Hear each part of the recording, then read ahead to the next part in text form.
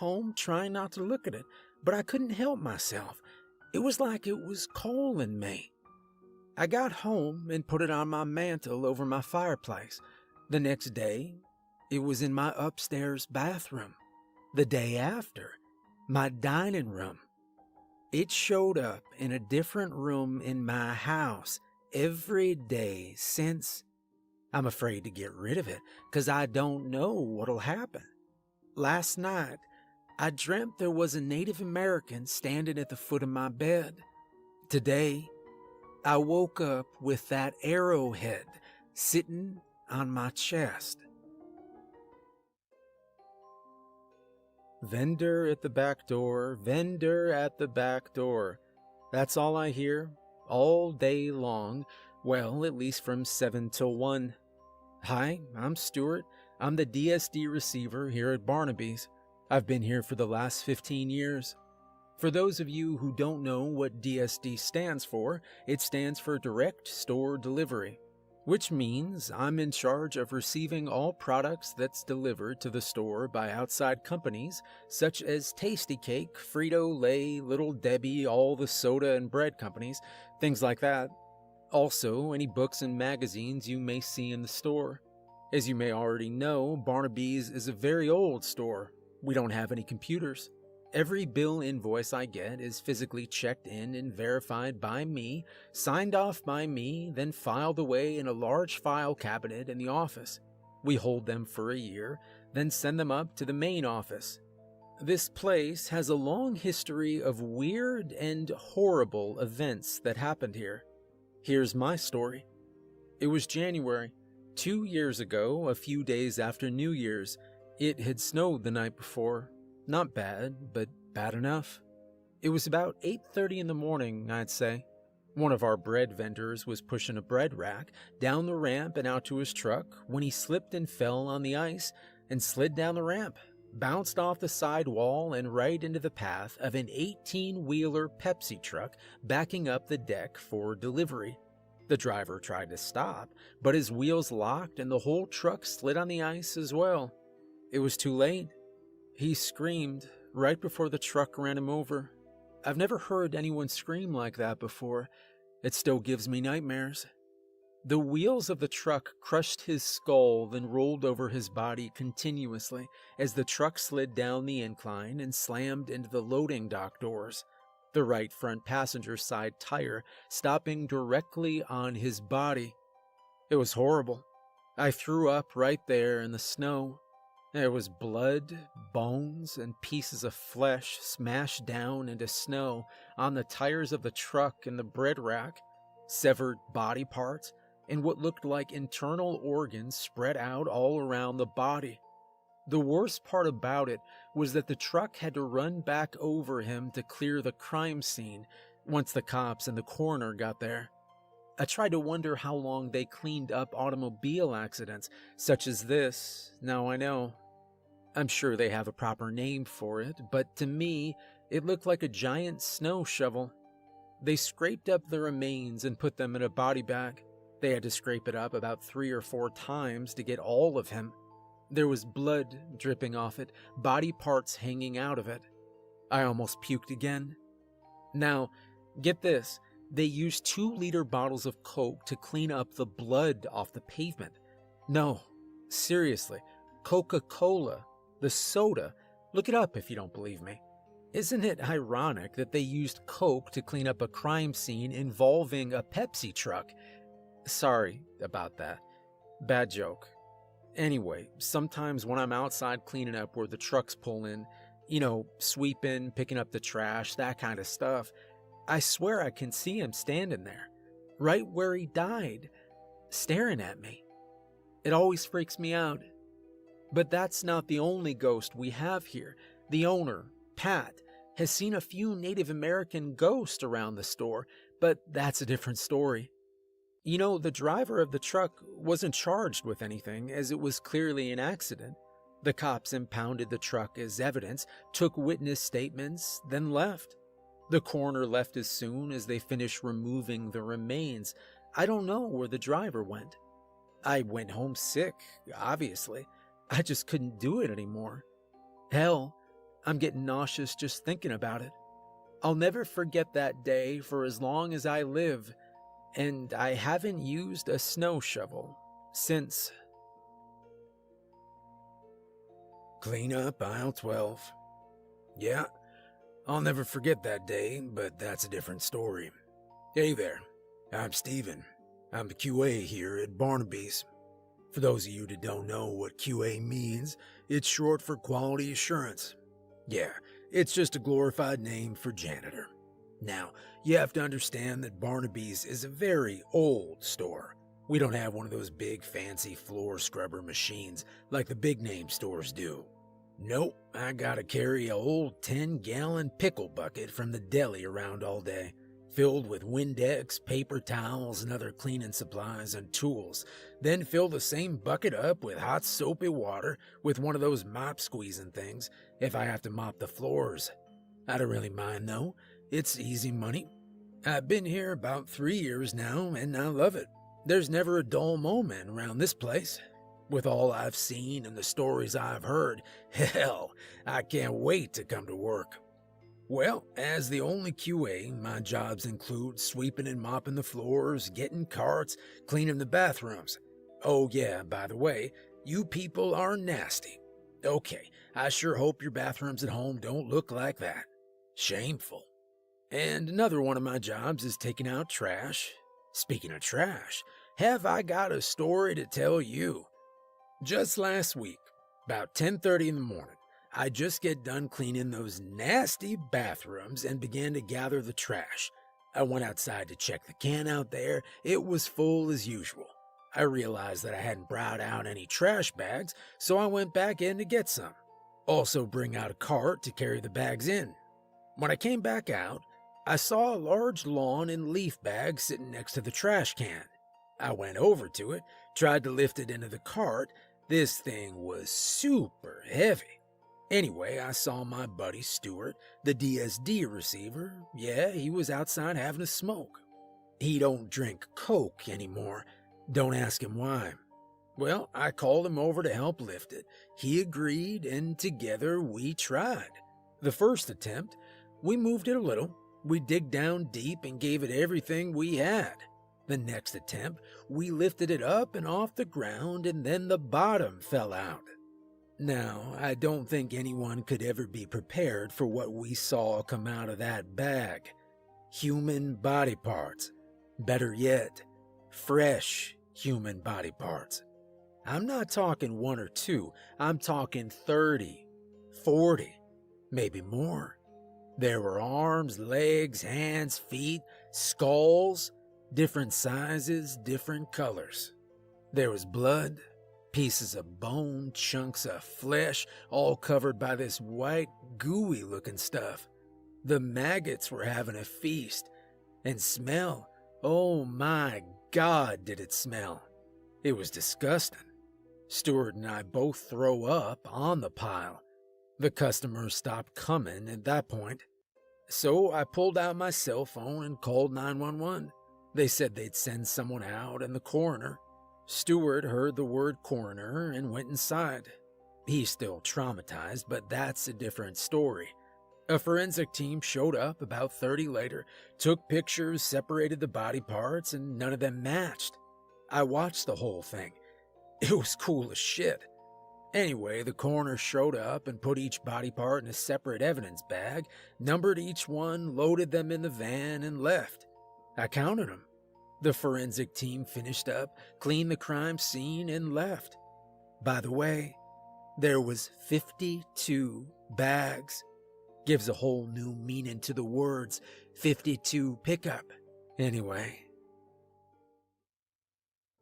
Fresh from the field. That's our slogan here in produce.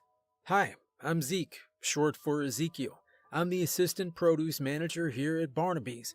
Yeah, I know it sounds like an Amish name, right? Well, it is. I was raised Amish until my 16th birthday, when Rumspringa began, and when it was over, I decided to stay. For those of you that don't know what Rumspringa is, it's a period of time in which Amish teenagers, usually between the ages of 14 to 21, depending on the community, are allowed to act like the English normal people, so to speak. They're allowed to ride cars, listen to music, drink, smoke, have sex, anything the English can do. Then, on their 18th or 21st birthday, again, depending on the community, decide whether they want to live amongst the English for the rest of their lives or return to their Amish ways. I chose to stay. Being that I was raised Amish and know a lot about farming, fruits and vegetables and things of that sort, this is the perfect job for me, and I love it. One thing though, Barnaby's is a very old store. We still get all our fruits and vegetables from local growers. Our customers seem to love it. I like my job and the people here, but there's something off about this place. It scares the crap out of me sometimes. I've heard all the stories, the fight over a turkey, the Indian burial ground thing, the incident with the Pepsi truck. I love Pepsi. As a matter of fact, I'm gonna go get one right now. Hold on a second. Damn, all out of Pepsi. All I wanted was a Pepsi, just a Pepsi.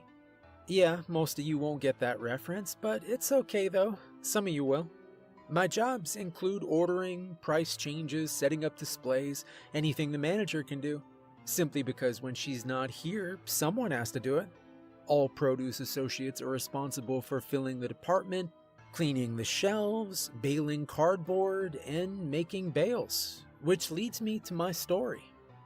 It was the end of March 2013, right before Easter. We were busy as hell.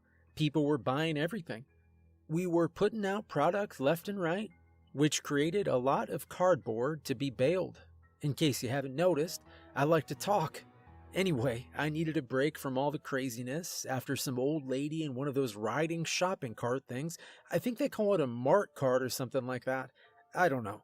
Anyway, she slammed that thing right into our giant diamond nut display, knocking it over, spilling over 40 pounds of loose nuts all over the place.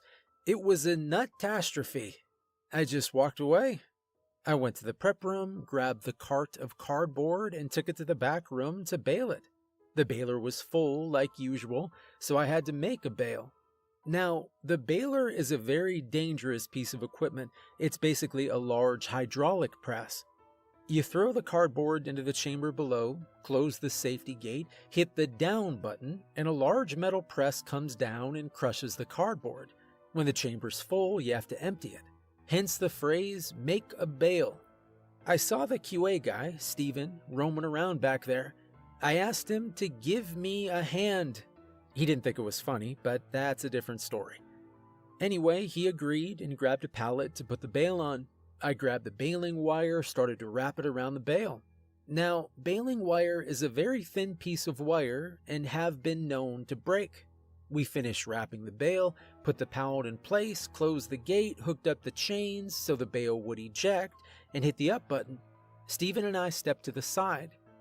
Anyone who's worked in the grocery business for more than a week knows to stay clear of a bale being made. Well, apparently no one told Stephanie, the deli manager. She walked by just as the bale was ejecting. One of the wires snapped and came back flying fast.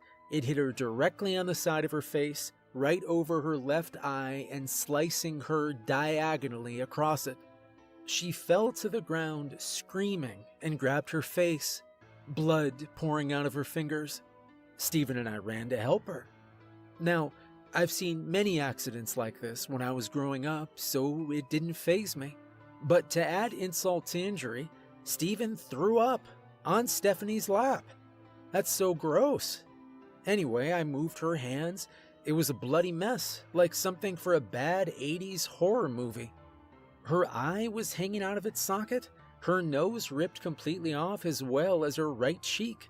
The left side of her face was hanging down, exposing tissue, bone, and the empty eye socket.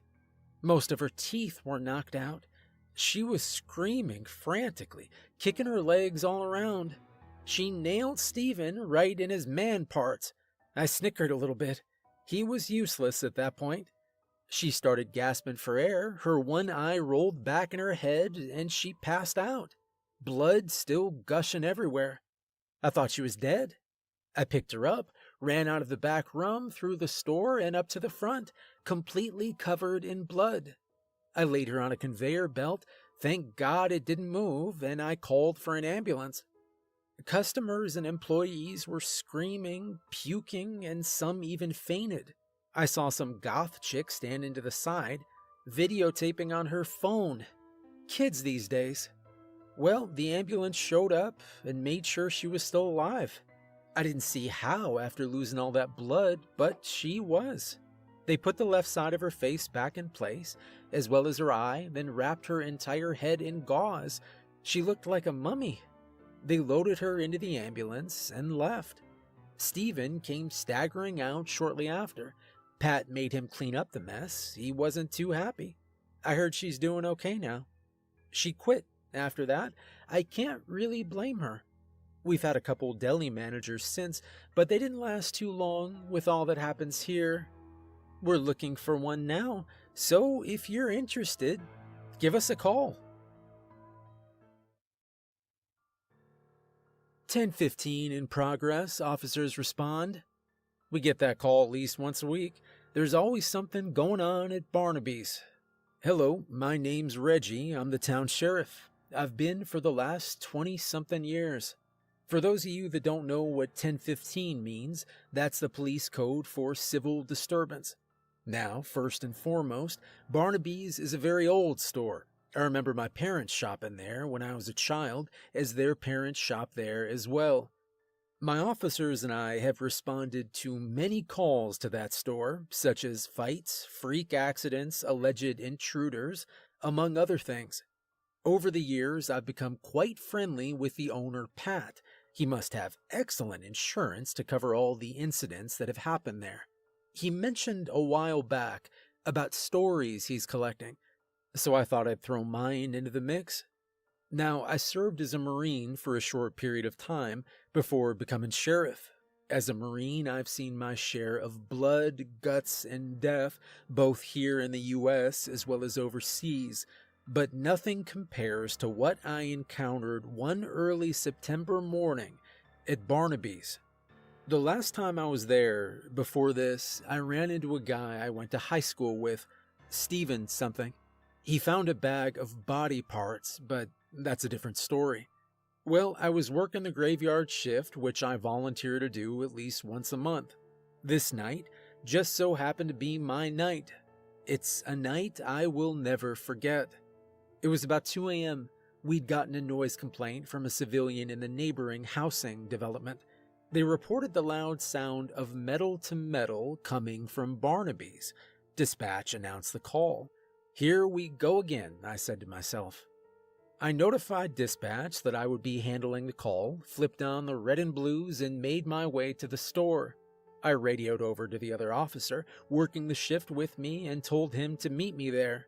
I arrived first. I did a quick pass around the outside of the building, per protocol, and discovered one of the large metal loading dock doors moving up slowly, then dropping down fast, all on its own, creating the sound that was reported. I parked my car directly in front of them, my headlights shining on the door. The store was closed, so I knew no one should be in there. I informed dispatch that I was on scene and to stand by for further instruction, at which time the other officer pulled up beside me. We looked at each other. I gave him the ready-go signal and we exited our vehicles. The moment we did, we both heard the sound of tom-tom drums. It seemed to be surrounding us. We draw our weapons and proceeded to walk towards the doors. The sound was deafening. I'm sorry about all the details, but as a cop, details are very important. So we're about 5 feet away from the slamming doors and I announced, "Sheriff's Department, come out with your hands up." No response. The drumming stopped. Apparently, the similar thing happened to Pat a few months back, but that's a different story. So we reached the doors and decided that we would have to jump and roll into the back room while the bay door was going up, calculating it perfectly. I went first. I holstered my weapon. The door went up halfway.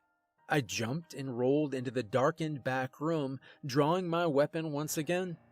I motioned for the other officer to come in, a decision I would later regret. Unfortunately, he wasn't so lucky. The bay door went up about halfway. The officer attempted his jump. Just as he landed on the concrete floor, the door slammed down with immense force, crushing his skull and his body underneath it. I knew he was dead. He left behind a wife and a 4-year-old boy. I had to inform his wife. I immediately contacted dispatch through my shoulder mic and called an officer down in need of assistance.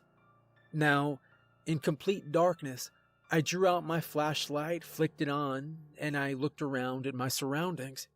There was blood and brains splattered all over a stack of pallets, a pallet jack, and the bay door. I said a prayer, then turned and walked slowly through the back room, shining my flashlight left and right. A few times I could have sworn I saw something move above the coolers. Suddenly, a blood-curdling scream, the ground starting to shake and every light coming on, flickering and buzzing in random patterns. Pallets started flying through the air. Another scream. A phantom wind came and blew me hard against the back wall. Various sorts of debris and cardboard began flying through the air. Large pieces of machinery began levitating on their own. The drums began again, louder this time. 2-liter bottles of soda began levitating, then smashing forcefully to the ground. Repeatedly, large shelving began tumbling over, smashing its contents all over. The drumming continued. Every door began opening, then slamming shut. The office door, the cooler doors, even the loading dock doors, repeatedly slamming down on the officer's bloody, mutilated carcass. I screamed, closed my eyes, and unloaded my weapon, the full clip, blindly in any direction. I felt a fear like I've never felt before, not even in the war. I knew I was gonna die. I slid down the wall into a sitting position, opened my eyes, and saw a tomahawk appear out of thin air, whirling fast, coming directly at my head. I screamed once again, then lost consciousness. I was told days later the members of the town's fire department and coroner team found me, about 30 minutes later, shaking, sweating, and mumbling to myself. The entire back room in complete shambles. I don't remember them finding me at all. First thing I remember is waking up in that hospital bed 2 days later. Doctors said that besides a few bumps and bruises, I was fine. I took a couple days off to try and get my head straight, but I still have the nightmares sometimes. I don't respond to calls at Barnaby's anymore. Never again and never will. I'm not ashamed to say, that place scares the bejesus out of me, and I'm a cop. I'm sitting in my patrol car, writing this, at the donut shop across the street from the store, and I hear 10:15 in progress. Officers respond. Can I try a slice of that? If I had a nickel for every time I've been asked that question, I could buy my own deli and be my own boss. Anyway, how are you doing today? I'm Melanie. I'm the new deli manager here at Barnaby's. I've been here for about a week now. I called that 1-800 number that Zeke mentioned in his post, but that's a different story. Anyway, I came in for an interview and Pat, Mr. Barnaby, hired me on the spot just like that. I guess he liked my resume. You see, I've been working in delis all up and down the East Coast since I was 17. It's all I know. This is my first time being a manager, though, let alone in a supermarket. This is on a much bigger level. We have a full-size deli, as well as a bakery, a hot bar, and a cake-making station that I'm responsible for. We also fry chicken. I didn't know this until I got hired here, but Barnaby's is a very old store. We still have one of those old chicken fryers where you actually have to drop the chicken into the vat, then pull it out with tongs when it floats to the top. There's no basket, no temperature control, you just turn it on and hope it doesn't explode. It's going to be a challenge because I've always worked at little mom and pop shops before this. For those of you that don't know what a mom and pop shop is, that's a small business, usually only one establishment, owned by an older couple. Usually. So far, the people that shop here are friendly, although you do get that one customer every now and then that makes you want to say bad words, sometimes even make up a few. I heard from a couple night crew guys that Mr. Barnaby is looking for stories about weird and horrible events that happen here. He was off the day this happened. A couple days ago, I arrived to work at 6:55 a.m., punched in, did my morning paperwork, then headed to the department. I turned on the lights, put the slicers back together, and started the ovens. I saw a note on the board from the closer saying that there was an order for 16-piece chicken meal to be picked up by noon. Okay, no problem. Other deli associates started arriving as scheduled, and we opened the deli at 8. Everything was going good. 10 o'clock came, I turned on the fryer so it could heat up, hit the exhaust fan, and continued to wait on customers. About 20 minutes went by, and the fryer started making a strange buzzing sound and shaking a little. I looked over to see that the grease was boiling like a pan of water on a stove. I yelled over to Tommy, my assistant, to turn off the fryer and unplug it. Now, as I said, it's a very old fryer. The controls are on the back panel, not on front like the new ones. So he reached over the fry vat to turn it off, and as soon as he did, the grease exploded upwards directly in his face. He screamed, grabbed his face, stepped backwards, knocking over an empty cooling rack and falling to the floor. I've never heard anyone scream like that before. It was horrifying. Hot grease was dripping off the fan and the ceiling, which started melting from the extreme temperatures. Tommy stopped screaming.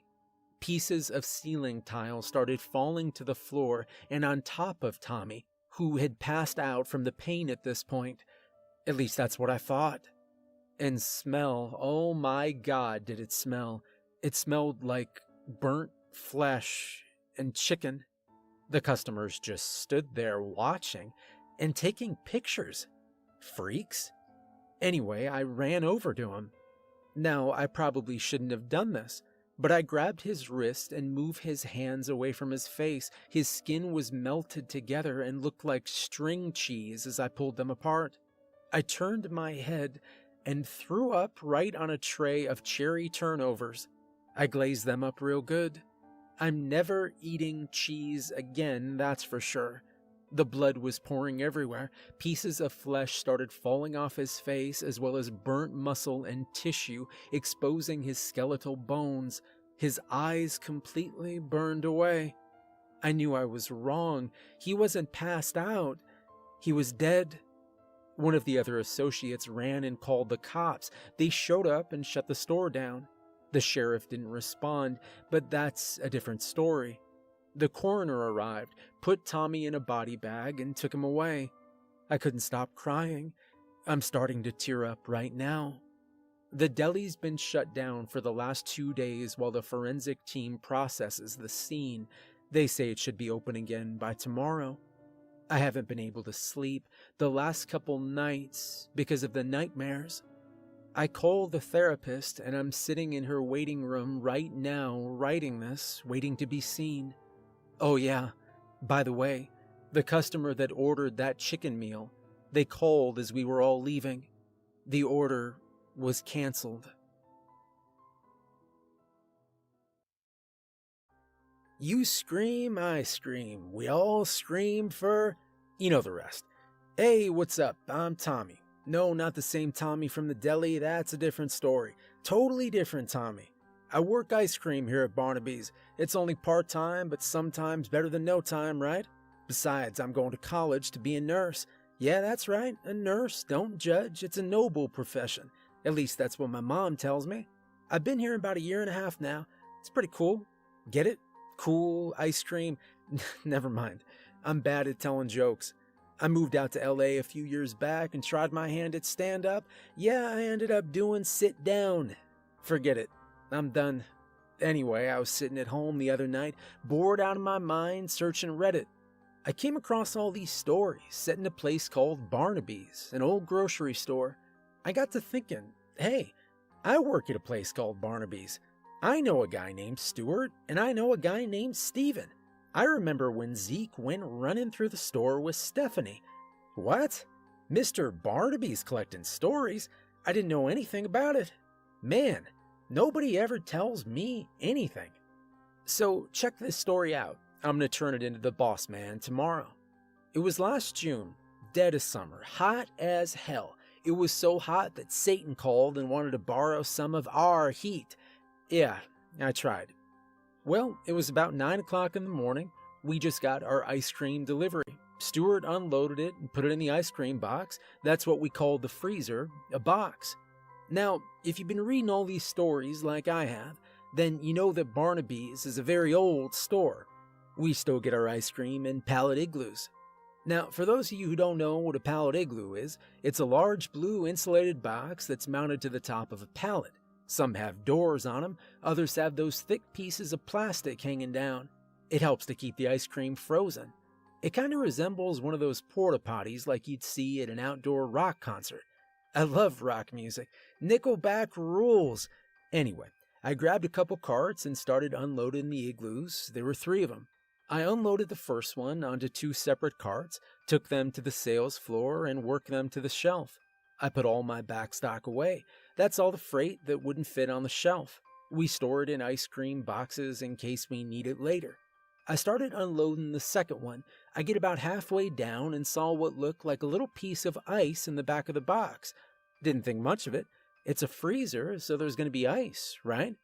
So I removed the next layer of ice cream and discovered that what I thought was ice was really a fingertip connected to a hand.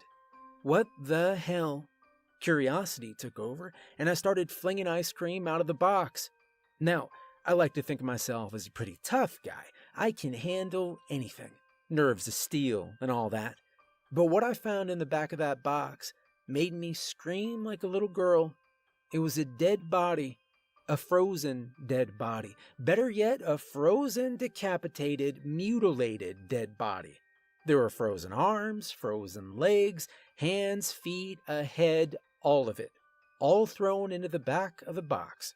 The blood had mixed with the ice and settled in the bottom of the box.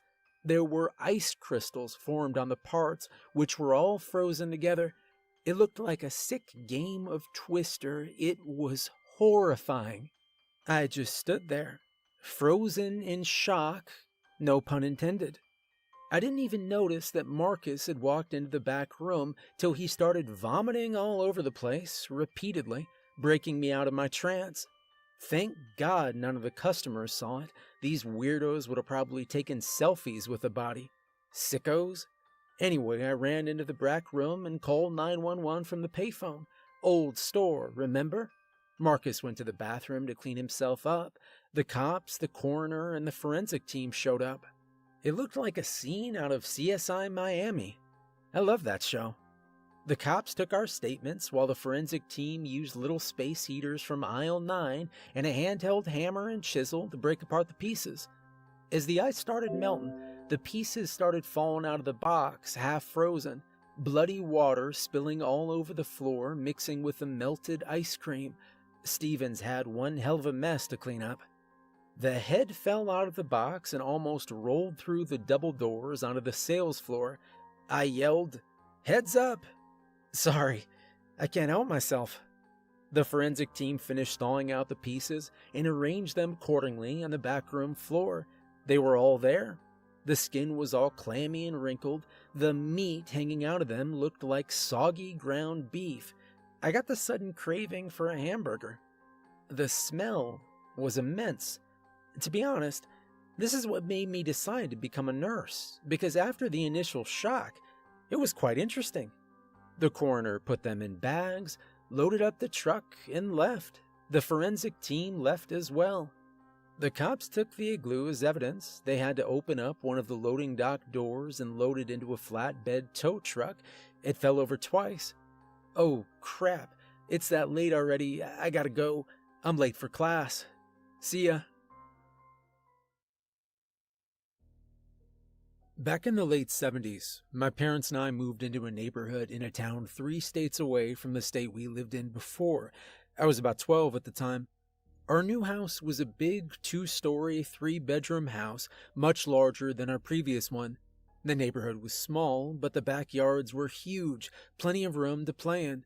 A few days after moving in, our new neighbors, the Robinsons, as well as their daughter, Tanya, stopped by to say hello, welcomed us to the neighborhood, and informed my parents about a situation that has been occurring throughout the town.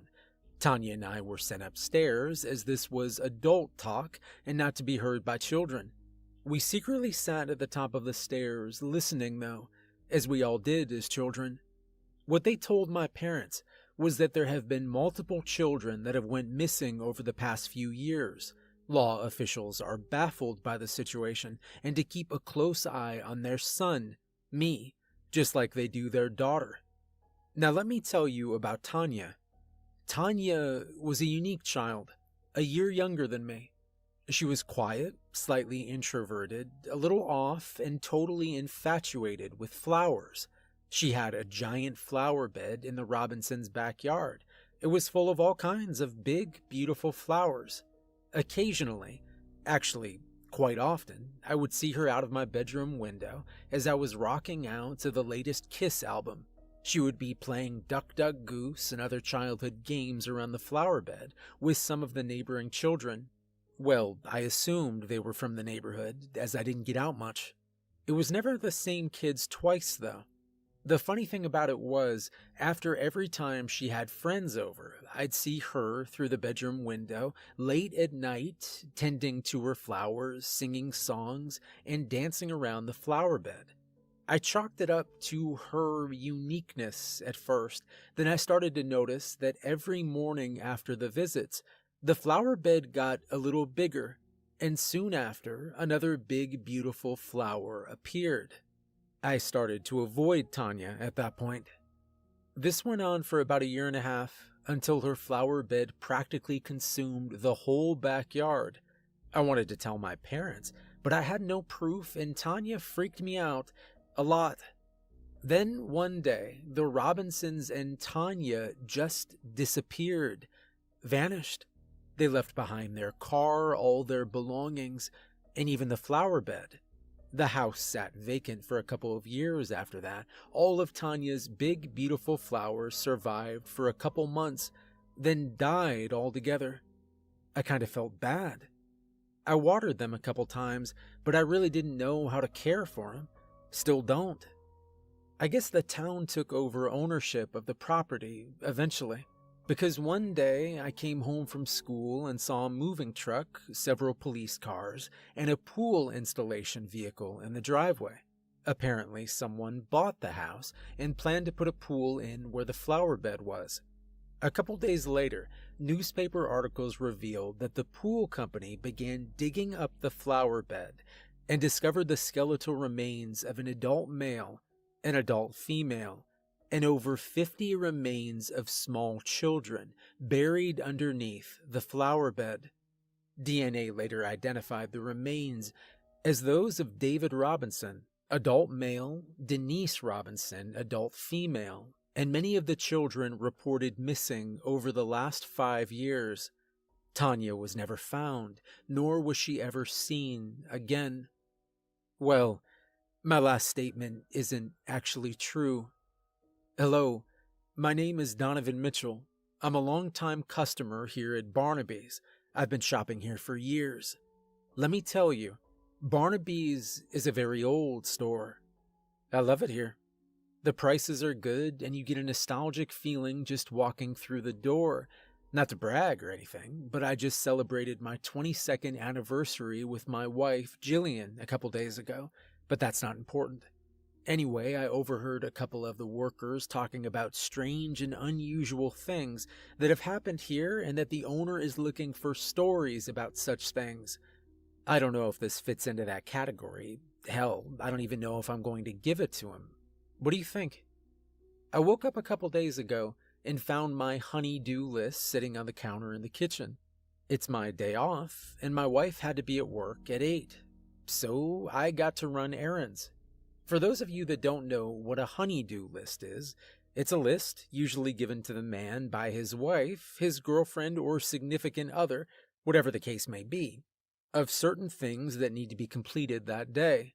I got my list, drank my coffee, drank more coffee, then decided to get started. The list wasn't that big. Shouldn't take me long, I thought. Maybe an hour or two. I'd still have plenty of time to catch the highlights of the Eagles game last night. I changed the light bulb on the porch, mailed Aunt Betty's birthday present, and unclogged the drain in the bathroom. For as much hair as I pulled out of that drain, my wife should be bald by now. I completed my list, except for one thing: pick up a few things from the grocery store. I thought, what better place to go than Barnaby's? So I hopped in the car and headed over there. I started to gather the items: eggs, bread, milk, among other things. I couldn't get the lunch meat because the deli was closed due to an accident that happened yesterday, but that's a different story. Being that my anniversary was the next day, I decided to pick up a vase of roses while I was shopping instead of going to the florist and paying some astronomical price. I figured I'd go over there real quick, get what I need, pay for my stuff, and be home in plenty of time to watch the highlights of the Eagles game. So, I went to the floral section, found the roses, and was standing there deciding which one to choose, when, out of the blue, I heard a small female voice from behind me say, "Welcome to Barnaby's. I'm new here. How may I help you?" I turned around to see a middle-aged woman about 5'3", a little on the chubby side, long black hair and glasses. She looked vaguely familiar. It didn't hit me until I looked at her name tag. It read, Tanya. We cannot be held responsible for damages caused by shopping carts. That's what the sign says above the cart corral in the middle of the parking lot. I love that sign. That means I can hit stuff with the shopping carts. Nah, I'm just kidding. I'd never do anything like that. Hi, I'm Jimmy. Nice to meet you. I'm the cart getter guy here at Barnaby's. There's a real name for my job, but I can't remember it. Anyway, I live in a beat-up mobile home in a trailer park not far from here, but that's not important. I've been here at Barnaby's about 3 years now, doing the same thing every day that I work. I don't mind, though. I get to meet all kinds of interesting people and hear all kinds of interesting stories. Most people are nice, but sometimes you get the occasional butthead. I found all kinds of cool stuff that people leave behind in the shopping carts: wallets, purses, pacifiers, shoes, umbrellas. Hell, one time, someone even left their kid in a cart. How the hell do you forget your kid? They came back a few minutes later, picked up the kid like it was no big deal. I don't understand people at all. They gave me $5, though, for watching the little guy. But, hey, don't tell Mr. Barnaby, because we're not allowed to accept tips. Well, all the important stuff I always turn into the office, but the little stuff I take home with me. I got a huge collection in a big box in my closet, but that's not important. I'm sure I'm not the first to tell you, Barnaby's is a very old store. Our shopping carts are still made of plastic, not metal like the new ones. They're all cracked and missing pieces. Somebody's gonna hurt themselves one day. I'm a huge animal lover. I love all animals: dogs, cats, fish, birds, etc. I'm not too big on bugs, though. Well, not too many people are. I volunteer at least 20 hours a week at the local ASPCA. Now, for those of you that don't know what ASPCA stands for, or even what it stands for the American Society for the Prevention of Cruelty to Animals. It's an organization that helps neglected, mistreated, and abused animals, and has for over 150 years. Well, Mr. Barnaby said he's looking for stories about horrible and weird events that happen here. This isn't weird or freaky or anything, just horrible. It was last summer, the day after Tommy found that dead body in that ice cream thingy, but that's a different story. It was really hot that day. Now, I always keep a bottle of water in my back pocket to drink so I don't get dehydrated and pass out. It was about 3 p.m., the end of my shift. I was gathering my last run of carts when I saw a group of people standing over by old beat-up Chevy. There was an older woman on her cell phone, a big burly trucker guy, and a young couple standing there looking into the car. The woman was obviously upset, as she was yelling at the person on the other side of the call, then hung up. I went over to see what was going on, the curious guy that I am. What I saw in the back seat of the car got my blood boiling. I was mad as hell. It was a little dog, a little fuzzy dog, passed out in the back seat, his tongue hanging out of his mouth, and he was breathing really heavy. I knew he wasn't going to make it unless somebody did something. All the windows in the car were rolled up and the car was locked. It had to have been at least 120 degrees in there. What kind of moron does this to a dog? Everyone was just standing there talking about what to do. Well, I knew what to do. Bust the damn window out. I took off my shirt, wrapped it around my fist, and I punched right through the back driver's side window. The shirt didn't really help, though, as the glass cut my hand and wrist pretty good. There was blood dripping everywhere, but I didn't care about that. I cleared the glass from around the window and reached in the car and grabbed the little guy. His body was limp. He was still breathing, though. That was a good sign. His eyes were rolled back into his head and he was whining a little bit, but I knew I had to act fast.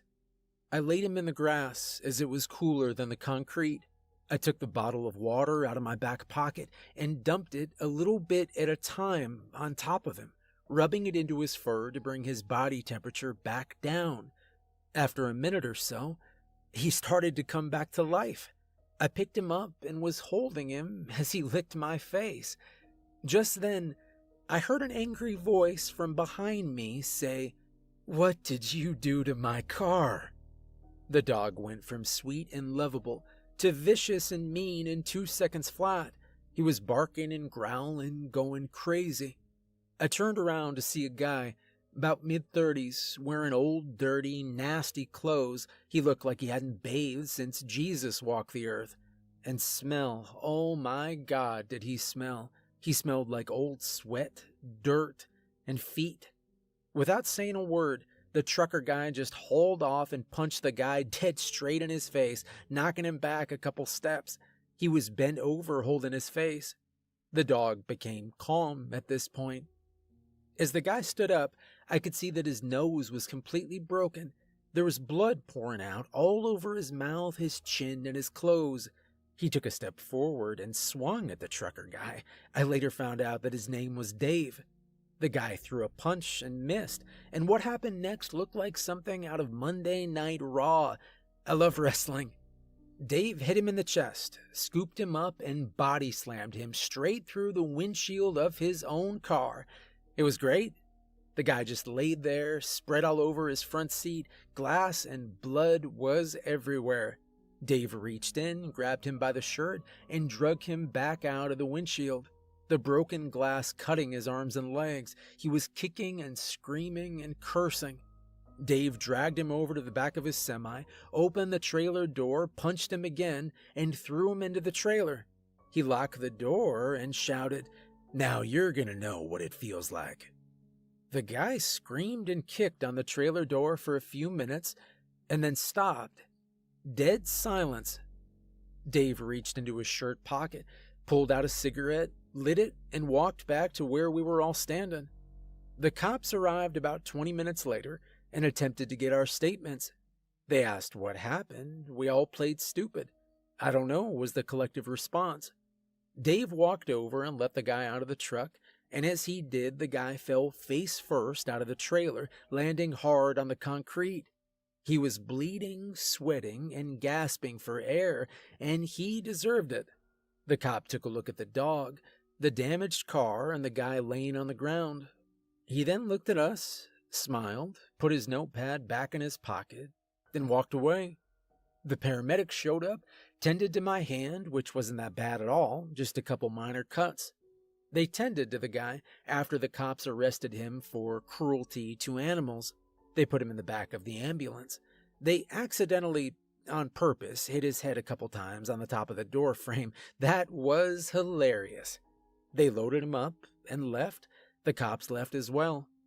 Dave shook my hand, then hopped in his truck and rolled on. The lady and the couple got in their cars and left as well, and I was left standing there, holding the dog. Since it was the end of my shift, I carried the little guy inside, punched out for the day, and took him home with me. I introduced him to my other dog, Roscoe, but that's a totally different story. The two of them seem to get along fine, though. They just hang out and play in the yard.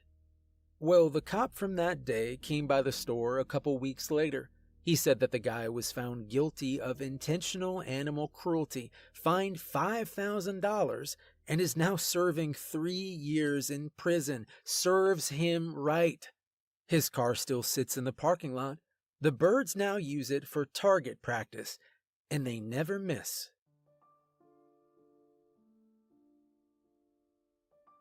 Thank you for stealing at Barnaby's. That's what I tell all the shoplifters I catch, as the cops are putting them in their cars and taking them down to the station. You see, if they didn't try and steal stuff, I wouldn't have a job, so it's kind of like job security for me. Anyway, hi, I'm Winston. I'm the LP guy here at Barnaby's. For those of you that don't know what LP stands for, well, unless you've been living under a rock your whole life, you already know what it stands for, but I'm going to tell you anyway. It stands for loss prevention, which means I keep an eye out for employee theft, customer theft, fraudulent coupons, overbilled invoices, things like that. Anything that would cause Barnaby's to lose money in any way, shape, or form.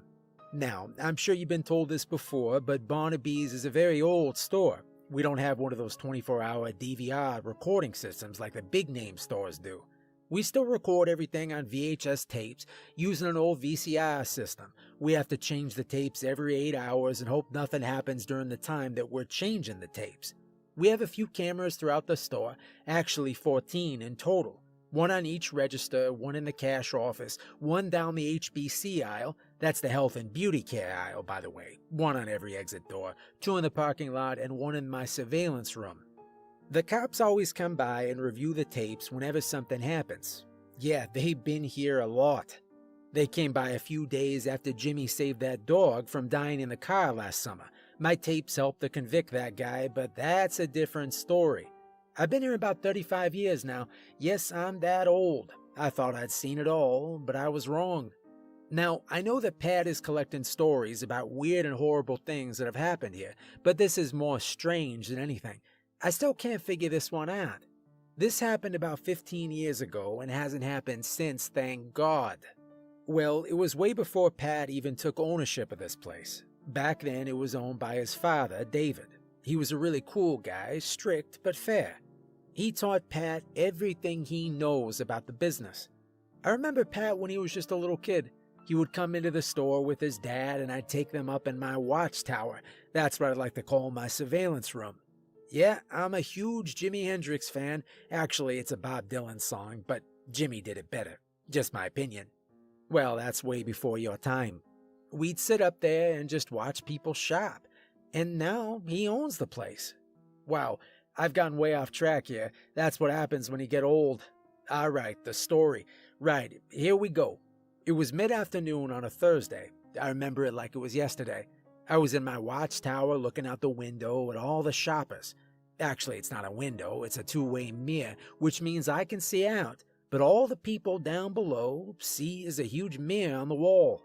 So if you're ever in a store and you see a mirror on the wall that seems out of place, yeah, that's the surveillance room and you're being watched.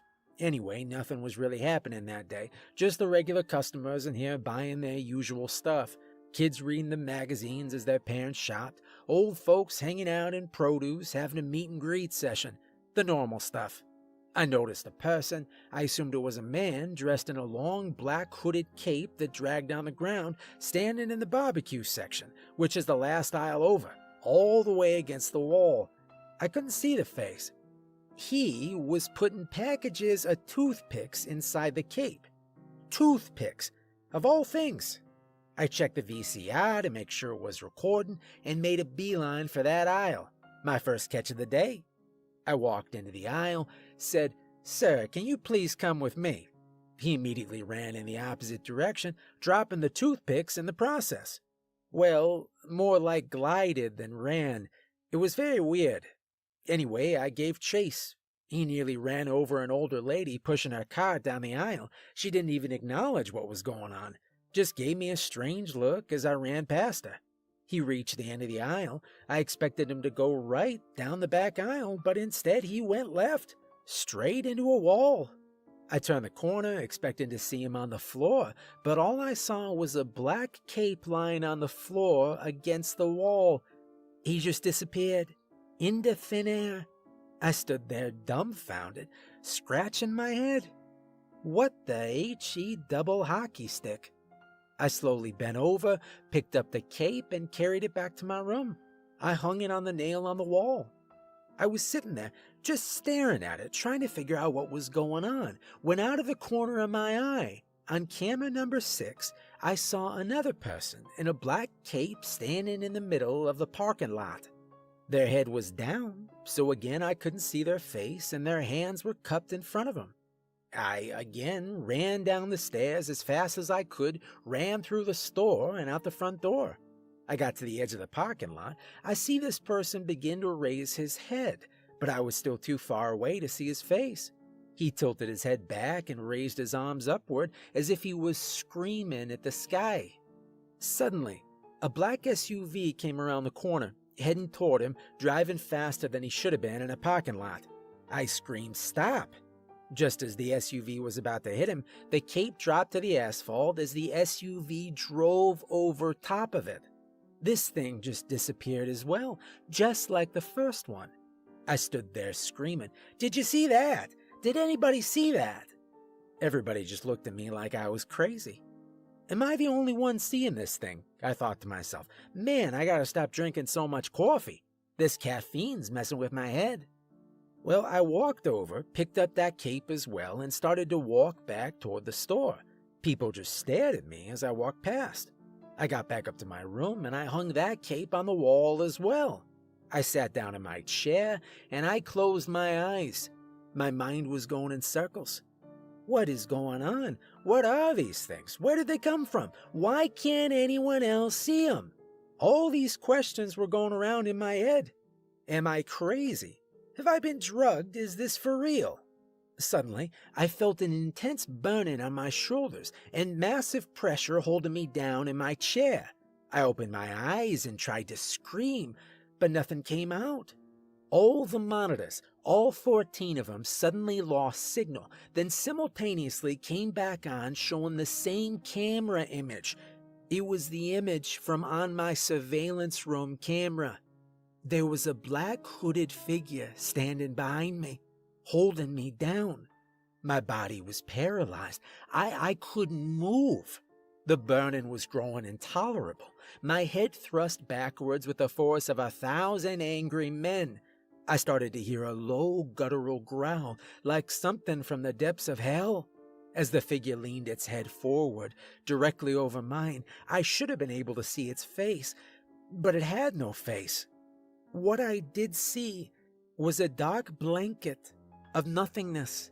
Then, like a movie being played, I saw still-frame photos and short film bursts of Native Americans being brutally slaughtered and tortured, their dead bodies lying in huge bloody mounds and forgotten burial grounds.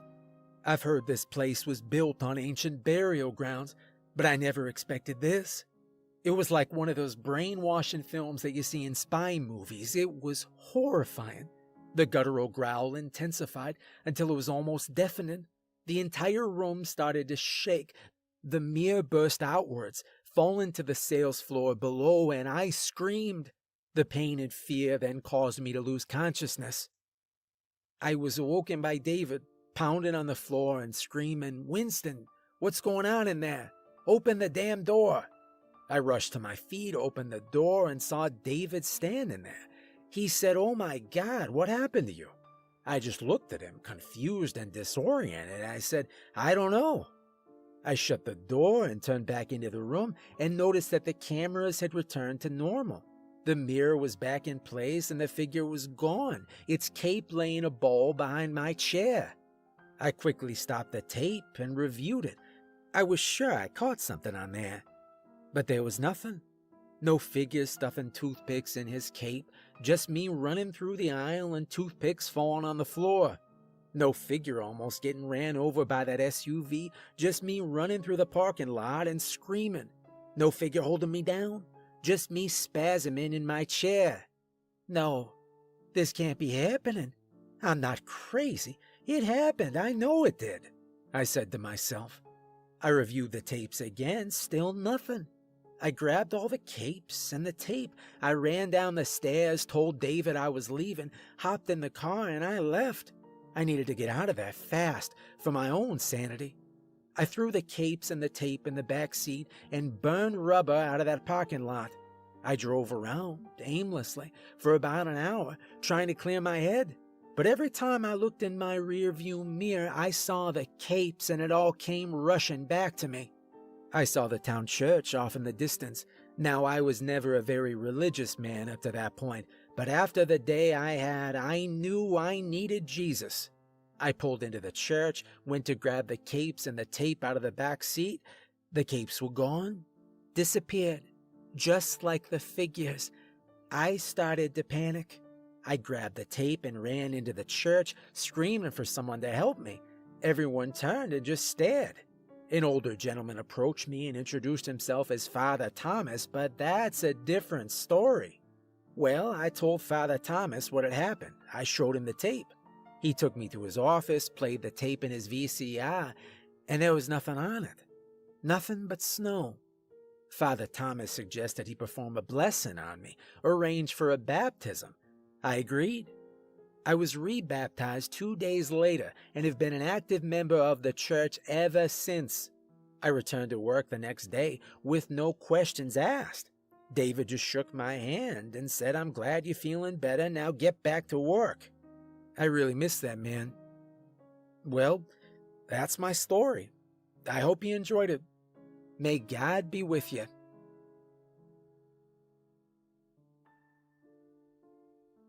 There ain't no high like rock and roll. Yeah, I love that song. Helix did it back in '83. They're a Canadian band. It's off their No Rest for the Wicked album, in case you want to check it out. That's my motto. I don't need all that other crap to get high, no way. Just give me a Fender guitar, a Marshall stack, and hit it open chord and I'm there.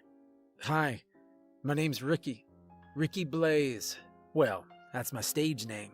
My real name is Richard Bellington, but that doesn't sound too rock and roll-ish now, does it? My friends call me Ace, because my favorite guitarist, Ace Frehley from Kiss. Who's Kiss? Are you kidding me? They're only the best theatrical rock band ever. I have all 31 of their albums, plus a few bootlegs, and I've seen them live in concert at least 15 times. Last time I went to see him, I went with Donovan. He's a customer here. He's deathly afraid of that girl that works in the floral section, but that's a different story. Well, I play guitar in an 80s hard rock, heavy metal cover band called Blackened Image. Maybe you've heard of us? No.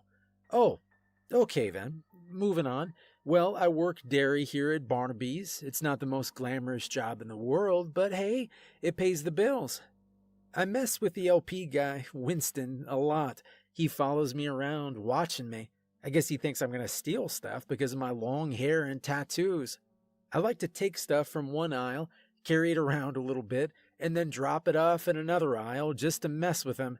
I heard he had a breakdown or something years ago, but that's a different story. Now, let me tell you, Barnaby's is a very old store.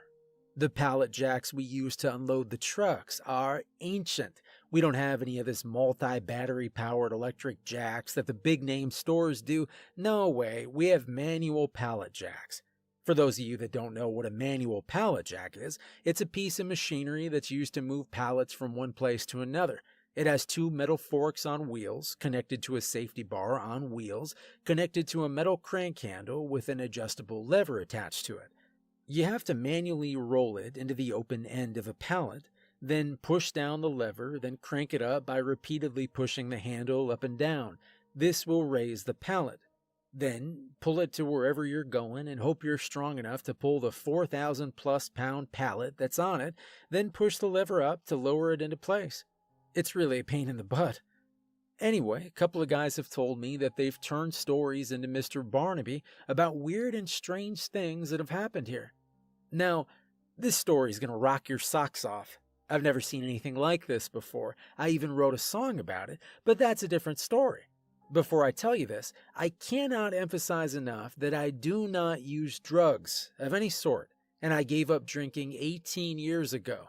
This was not a hallucination caused by either of the two. Now check this out. It was late August, around 8 o'clock in the morning. There was a full moon the night before. Now everyone knows a full moon brings out the crazies, and a lot of weird stuff happens during that time. We just received our diary truck. Stuart let the driver in, then went out front for a smoke, leaving just me and the driver alone in the back room. Now, our contract with the supplier says that the driver must unload the pallets from the truck and place the pallets on the back room floor, and the associates will pick them up when they need to go. It's a liability issue or something, I don't know. Well, he opened the roll-up door to the truck, and immediately we heard a low squeaking noise coming from inside the truck. I thought it was the refrigerator unit going bad, but I was way wrong. The driver and I put the large metal plank across the opening between the loading dock floor and the back of the truck. The driver then started to unload the pallets. After each pallet, the squeaking noise got louder. 4 pallets of freight and 3 pallets of milk later, the noise was almost deafening. All that remained at that point was a full pallet of eggs. The driver took the jack into the truck, went under the pallet, jacked it up, and started to unload it from the truck. Apparently, he didn't have the pallet jacked up high enough because it hit the metal plank, causing it to shift and fall down into the opening. The front wheel of the pallet jack then fell into the opening as well. Momentum took over, causing the pallet to fall forward, the safety bar giving way, and the pallet coming crushing down upon the driver, who fell backwards, slamming his head hard on the concrete floor. Blood and brains were pouring out of the back of his head as the massive weight of the pallet lay upon him. I knew he was dead. I was standing over by the baler when it happened. Tommy and Zeke had just got done making a bale, so the baler was empty. I don't mess with that thing unless I absolutely have to. I heard about what happened to Stephanie, but that's a different story. Anyway, now brace yourself, because what happened next is something that nightmares are made of. As the pallet of eggs came crashing down on the driver, the eggs obviously broke. You would have expected egg whites and yolks to come pouring out of the boxes, but no, it was blood, lots of it. The squeaking noise was at a fever pitch. Suddenly, the boxes began to shake. A scratching noise was heard as well. The boxes began to rip open, and these things came flying and crawling out. Dead ones fell out and just laid there on the floor until these things started to eat their bodies. It was so gross. Now, let me tell you about these things. They were little chicks, but they weren't normal little chicks. No, they were half bat, half chicks, like a vampire chick. I dated a goth chick once. It's kind of the same thing. Well, not really. Never mind. Anyway, they just kept coming. They were everywhere. There had to be at least 100 of them. They had little chick bodies with little bat wings, a chick head with a bat face and a beak. These things were cool looking, but mean as hell. I jumped in the baler and closed the safety gate, afraid for my life, as some of them attacked the truck driver's dead carcass while others completely annihilated the back room. They ripped at the driver's flesh. They tore apart his arms, his neck, and his face, pulling the skin and tissue straight off the bone and eating it. They gouged out his eyes with their beaks and ate them too, like an eyeball meatball. Blood was everywhere. It was horrifying. Through the safety gate, I saw them finish off the driver until there was nothing left but skeletal remains. Meanwhile, the others were tearing open bags of sugar, boxes of cereal, cases of water, among other things, creating a huge mess all over the backroom floor. I pulled out my phone and I dialed 911. I didn't know how to explain what was going on, so I just told him there was an accident and to send out the cops, the coroner, and animal control. I hung up on him just on time to see one of these things fly into a 2-liter bottle of Coke. Its beak penetrated the bottle, and the pressure blew him and the soda straight across the back room, slamming into the bay doors. That was hilarious. I had to hold back the laughter so they wouldn't find me hiding in the baler. Anyway, the little guy was okay though. He got up, shook it off, and went back to eating stuff. The cops and animal control showed up about 10 minutes later, sirens blaring. I guess the sirens hurt their ears because they all stopped at the same time. They let out a blood-curdling squeak in unison. Some ran for the small opening between the fallen pallet and the bay door, trying to escape through the field beyond the store. Others ran through the double doors onto the sales floor. Horrific screams of terror could be heard soon after. I opened the safety gate and climbed out of the baler. I ran to the bay door and saw these things running in a pack through the field and heading towards the neighboring housing development. There was nothing I could do. I turned around and headed for the sales floor. The screams were getting louder and more intense. I walked through the doors, turned the corner, and saw what I can only describe as the attack scene from The Birds, that old Alfred Hitchcock film. Groups of these things were attacking the customers and eating their flesh just like the truck driver. People were running and screaming, jumping over the dead bodies as these things tore at the hair and clothes until they succumbed to their attack and fell to their death. I hid behind a huge Velveeta cheese display so they couldn't see me. Suddenly, multiple gunshots could be heard. Many large metal canisters came flying from the front of the store, smashing into walls, displays, and the floor, releasing what I assume was tranquilizer gas into the air. I began to cough violently, and I passed out. I woke up about a half an hour later in the back of an ambulance. The doors were wide open, and from my point of view, I could see multiple ambulances and coroner vehicles. EMTs and coroner personnel were loading dead bodies into the back of them. Animal control personnel were pushing huge boxes that read hazardous waste on the side. They loaded it into the back of a flatbed truck, then left. The ambulances and coroners as well. The cops came and took my statement, and then they left too. I was released from the ambulance as there was nothing physically wrong with me. I stood there in the parking lot with the other survivors, some employees, some customers. People were crying, shaking, and talking about what happened. I was just glad to be alive. For some strange reason, the cops didn't shut the store down this time. They told Pat it was safe to go back to work, which was odd. Pat did shut down the store for a little while, though. He made Steven and the rest of us clean up the mess on the sales floor in the back room, then opened the store back up about an hour later. By this time, it was about 12:30. I was getting hungry, so I decided to take my lunch. After all that, you wouldn't think I'd be hungry, but I've got a stomach of steel. I watch too many horror movies for stuff like that to affect me. Well, I went in the cooler and grabbed my lunch bag. Ironically, my girlfriend made me a chicken salad sandwich with some chips. I know, right? Anyway, I sat down at the break room table, started to eat. Suddenly, I heard a little squeaking noise coming from behind the trash can.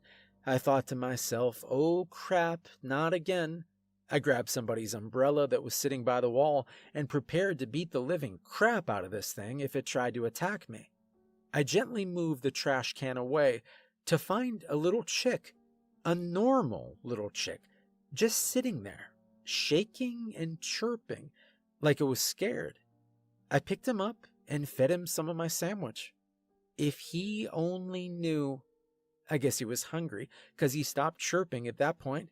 I kept him in my jacket pocket till the end of my shift, then took him home with me.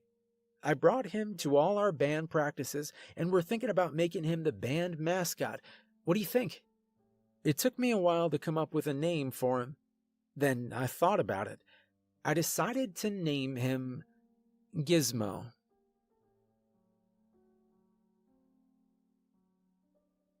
Have you seen Bob? What about Lisa?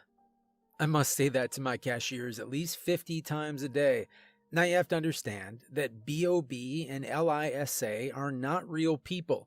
They're acronyms.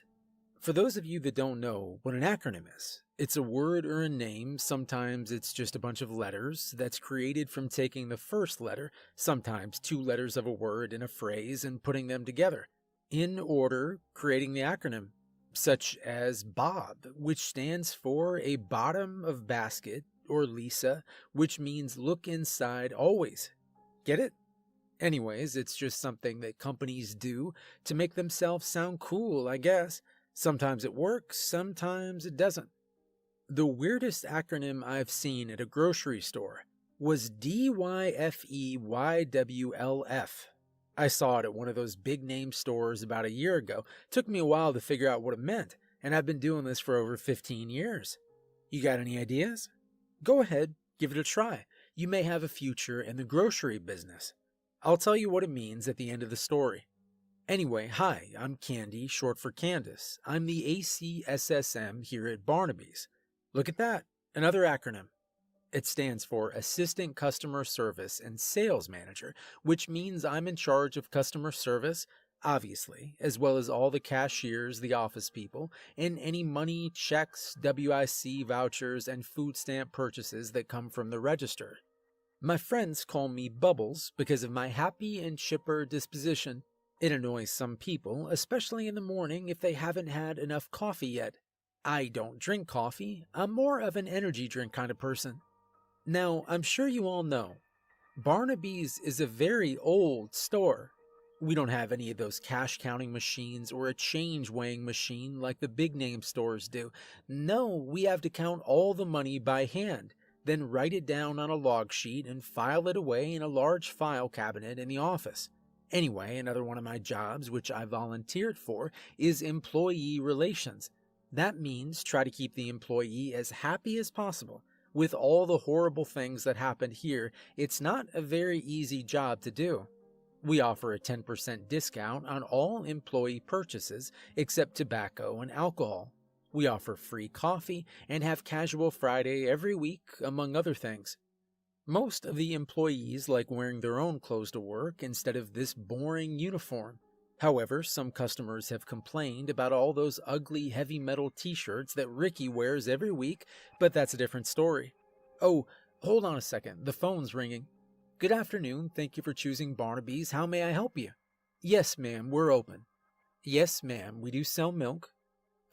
No, ma'am, we can't change the oil in your car. You would need a mechanic for that, not a grocery store. Okay, thanks for calling. Have a good day. Bye-bye. You can't even imagine all the stupid questions I get asked by these customers. It is ridiculous. The best part of my job is planning Employee Appreciation Day. You see, there's a carnival that comes to town for about a week every summer and uses the large field behind the store to set up shop. Pat lets them use the field for free in exchange for allowing employees and their families to get in for free and ride all the rides for free with proper identification, of course. Everyone has a great time. Well, they did. Until this past summer. It was mid-June, about 8 months ago. Pat brought in temps from the temp agency to cover the boost in sales we get during this week. I was on call in case something major happened. It was a bright, sunny day, not a cloud in the sky. The carnival had rolled into town a few days earlier, complete with their food stands, kid rides, adult rides, game booths, a petting zoo, and various other carnival rides and animal attractions. This year, they even had a huge Ferris wheel. This thing must have been about 400 feet tall.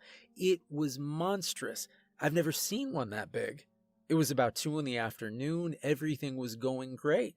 People were smiling, laughing, having a good time. Jim and his family were enjoying a funnel cake under the big oak tree. Marcus and his girlfriend were walking hand in hand down the midway. Stuart, Stephen, and Zeke were standing in line together to ride that pirate ship ride. Pat volunteered himself for that Dunk Your Boss game. He was soaking wet. It was hilarious. Anyway, Reggie, the town sheriff, still hasn't stepped foot on the property. He was hanging out in his patrol car eating donuts. Melanie and her girlfriend were chowing down on some chicken by the merry-go-round. Tommy and his girlfriend were enjoying an ice cream cone together. It looked like that scene from Lady and the Tramp. Tanya was off on the side of the building, talking to the flowers or talking to herself. You never know with her. Jimmy was hanging out with the kids over at the petting zoo. He truly loves animals. Winston was videotaping everything because that's what he does. Ricky and one of our regular customers were walking around with headphones on, playing air guitar and air drums. They looked ridiculous. Ricky had that little chick he found on a leash. It was waddling behind him, but that's a different story. Various other employees were scattered around enjoying the festivities. There were kids walking around with huge stuffed animals, young lovers holding hands eating cotton candy, old folks sitting on benches watching the crowd while the carnival jingles and animal noises echoed in the background. It was truly magical. I was in the merchandising booth.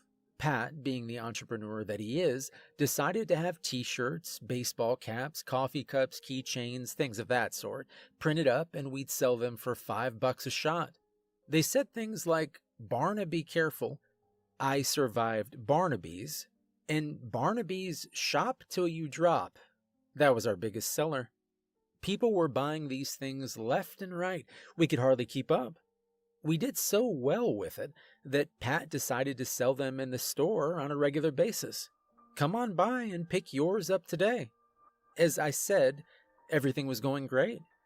Suddenly, all the animals started acting strangely, like they knew something was going to happen. All the horses at the pony ride started jumping around and kicking, bucking the riders off their backs. Then they took off, running through the field on a frenzy. One lady's foot got caught in the stirrups, and she was dragged about 50 yards. She was a bloody mess, but she was okay, though. The cows all laid down and began mooing wildly. The bulls began snorting like demons ready to strike. The chicken were running around like their heads were cut off. They were all going crazy. It was quite disturbing. Everyone just stopped and stared at the barns. Suddenly, we heard what sounded like a sonic boom. You know, the sound a plane makes when it breaks the sound barrier. The vibration from the sound was so intense that it shook the ground violently, causing several people to fall to the ground, several tents and small buildings collapsing as well, crushing the people inside. The sky turned dark gray as the wind picked up drastically, growing more intense with every passing moment. Dust and debris flying everywhere. The carnival workers tried desperately to stop the rides and remove the riders. The on-the-ground rides were somewhat successful, only a few injuries there. But the off-the-ground rides weren't so lucky. As the wind blew harder, I can only describe it as the force of a tornado. The pirate ship ride was caught in full swing and was ripped completely off its base and sent soaring into the sky. The screams of the passengers still haunt me in my sleep. It came crashing down upon the ground, crushing and killing all the passengers aboard and injuring many people on the ground. It was horrifying. People were running and screaming, heading to their cars or into the store. They were jumping over the injured people and dead bodies to save themselves. The wind was blowing so hard that it launched several people into the air and slammed into trees, carnival rides, and the back of the store. Lightning bolts began to hit the ground as the thunder roared. It never rained, though, which was odd. Anyway, I hid behind an old propane tank connected to the building next door. Thank God it wasn't struck by lightning. Now that I think about it, there were no animals injured or killed during all of this. The wind never touched the barns or the petting zoo. All the animals were alive and accounted for. which was very odd, but a good thing nonetheless. From my point of view, I could see that the midway was totally demolished. Dead bodies lay amidst the twisted metal and bloody stuffed animals. The merry-go-round began spinning extremely fast from the wind. It broke free from its axle and was launched into the sky, soaring through the air like a frisbee. I heard they found it smashed into an old abandoned house out on Chestnut Street, but that's a different story. The Ferris wheel began to sway back and forth. People in the top carriages began climbing down the wheel in an attempt to get to safety, but that attempt was useless. A lightning bolt then struck the base of the Ferris wheel, causing it to break free. The wind then pushed it over, and it came crashing down on the back of the store. Barnaby's had been severely damaged, and just like that, it was all over. The wind stopped, the sky was clear again, the sun came out, like nothing ever happened. I crawled out from behind the propane tank and took a look around. The carnage was devastating. There were bodies everywhere, not just dead bodies, but bloody, severed pieces of bodies, some with chunks of metal sticking out of them. I didn't even look inside the store. People were bleeding, people were crying. I nearly broke down and cried myself. I pulled myself together and called 911. They said they already had a few reports of what was going on, and ambulances and EMTs were on their way. As I was walking around, helping people up, I noticed something really strange. There was no damage done to any of the surrounding buildings and property, just Barnaby's. It was like the storm's full intention was to destroy this place. The ambulances and EMTs showed up shortly after and tended to the survivors. The cops showed up, except for Reggie, and taped off the property with that yellow tape of theirs. The coroner showed up and gathered up all the dead bodies as well as the pieces with that snow shovel-looking thing. Then they all left. I heard later that the body count was in the hundreds. We lost 7 employees that day, as well as a few temps. After everyone had left, I was walking around looking at the damage when I noticed Pat down on his knees, staring at the store and crying. That's the first time I ever saw that man cry. I went to console him when out of the corner of my eye, I saw a little Native American boy standing at the edge of the property. I turned to face him. He bent down and tapped the ground 3 times, then stood up and disappeared. I just walked away. Maybe now's not a good time, but I promised that I would tell you what that acronym meant at the beginning of the story. It stands for, Did you find everything you were looking for? Well, I drove by the store the next day and saw Pat out there boarding up the front window. On one of the boards was a sign that read, For sale by owner. A wave of emotion came over me. I pulled my car into an abandoned parking lot and just sat there, thinking about everything that has happened at that store. Some were good, some were bad, but it was always eventful.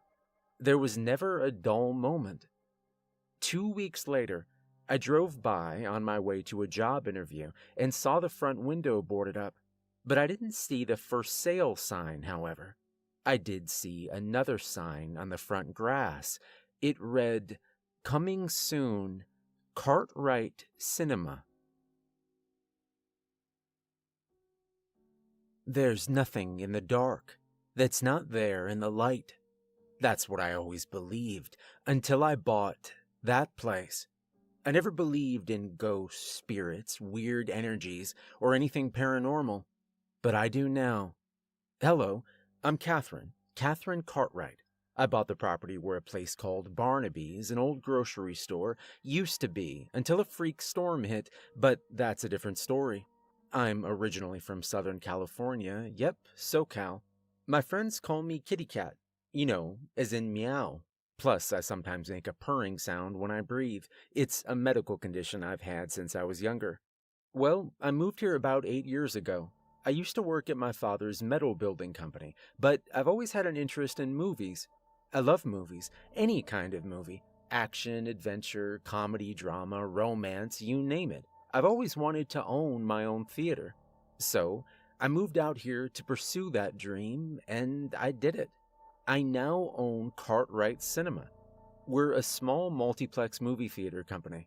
I own a small theater a few towns over, and I was thinking of branching out.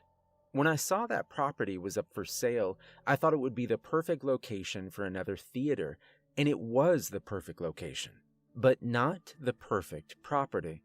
Part of the agreement I made with Mr. Barnaby when we signed the contract was if that any weird or strange things happened, I would write it down and give it to him. When he asked me to do this, I thought, why not? Nothing's gonna happen. That stuff's not real. Boy, was I wrong. Let me start from the very beginning. As I said earlier, I was thinking of branching out, so I grabbed my laptop one day and started to search properties for sale throughout the state. I came across that property as a result of a computer glitch. I started to type properties for sale, and before I could even get out the word property, the listing popped up. That was odd, I thought. I never even knew that place existed. The property was in a good location, the middle of town, a high-traffic area, and had an extremely low price. It was a developer's dream.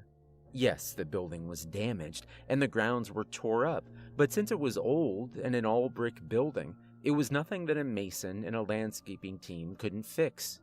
I called the realtor at the number listed in the ad and agreed to pay the asking price without even seeing the place first. Well, besides the pictures in the ad, that was a bad idea. The realtor called me back a couple days later and said that the owner has accepted my offer and asked if it was possible that we all meet and sign the contract the next day. I agreed. Actually, it's called a land contract. For those of you that don't know what a land contract is, it's a contract that's drawn up, usually by a realtor or attorney, sometimes just between the buyer and the seller, that details agreements and conditions for purchasing a certain piece of property. Well, the next day came.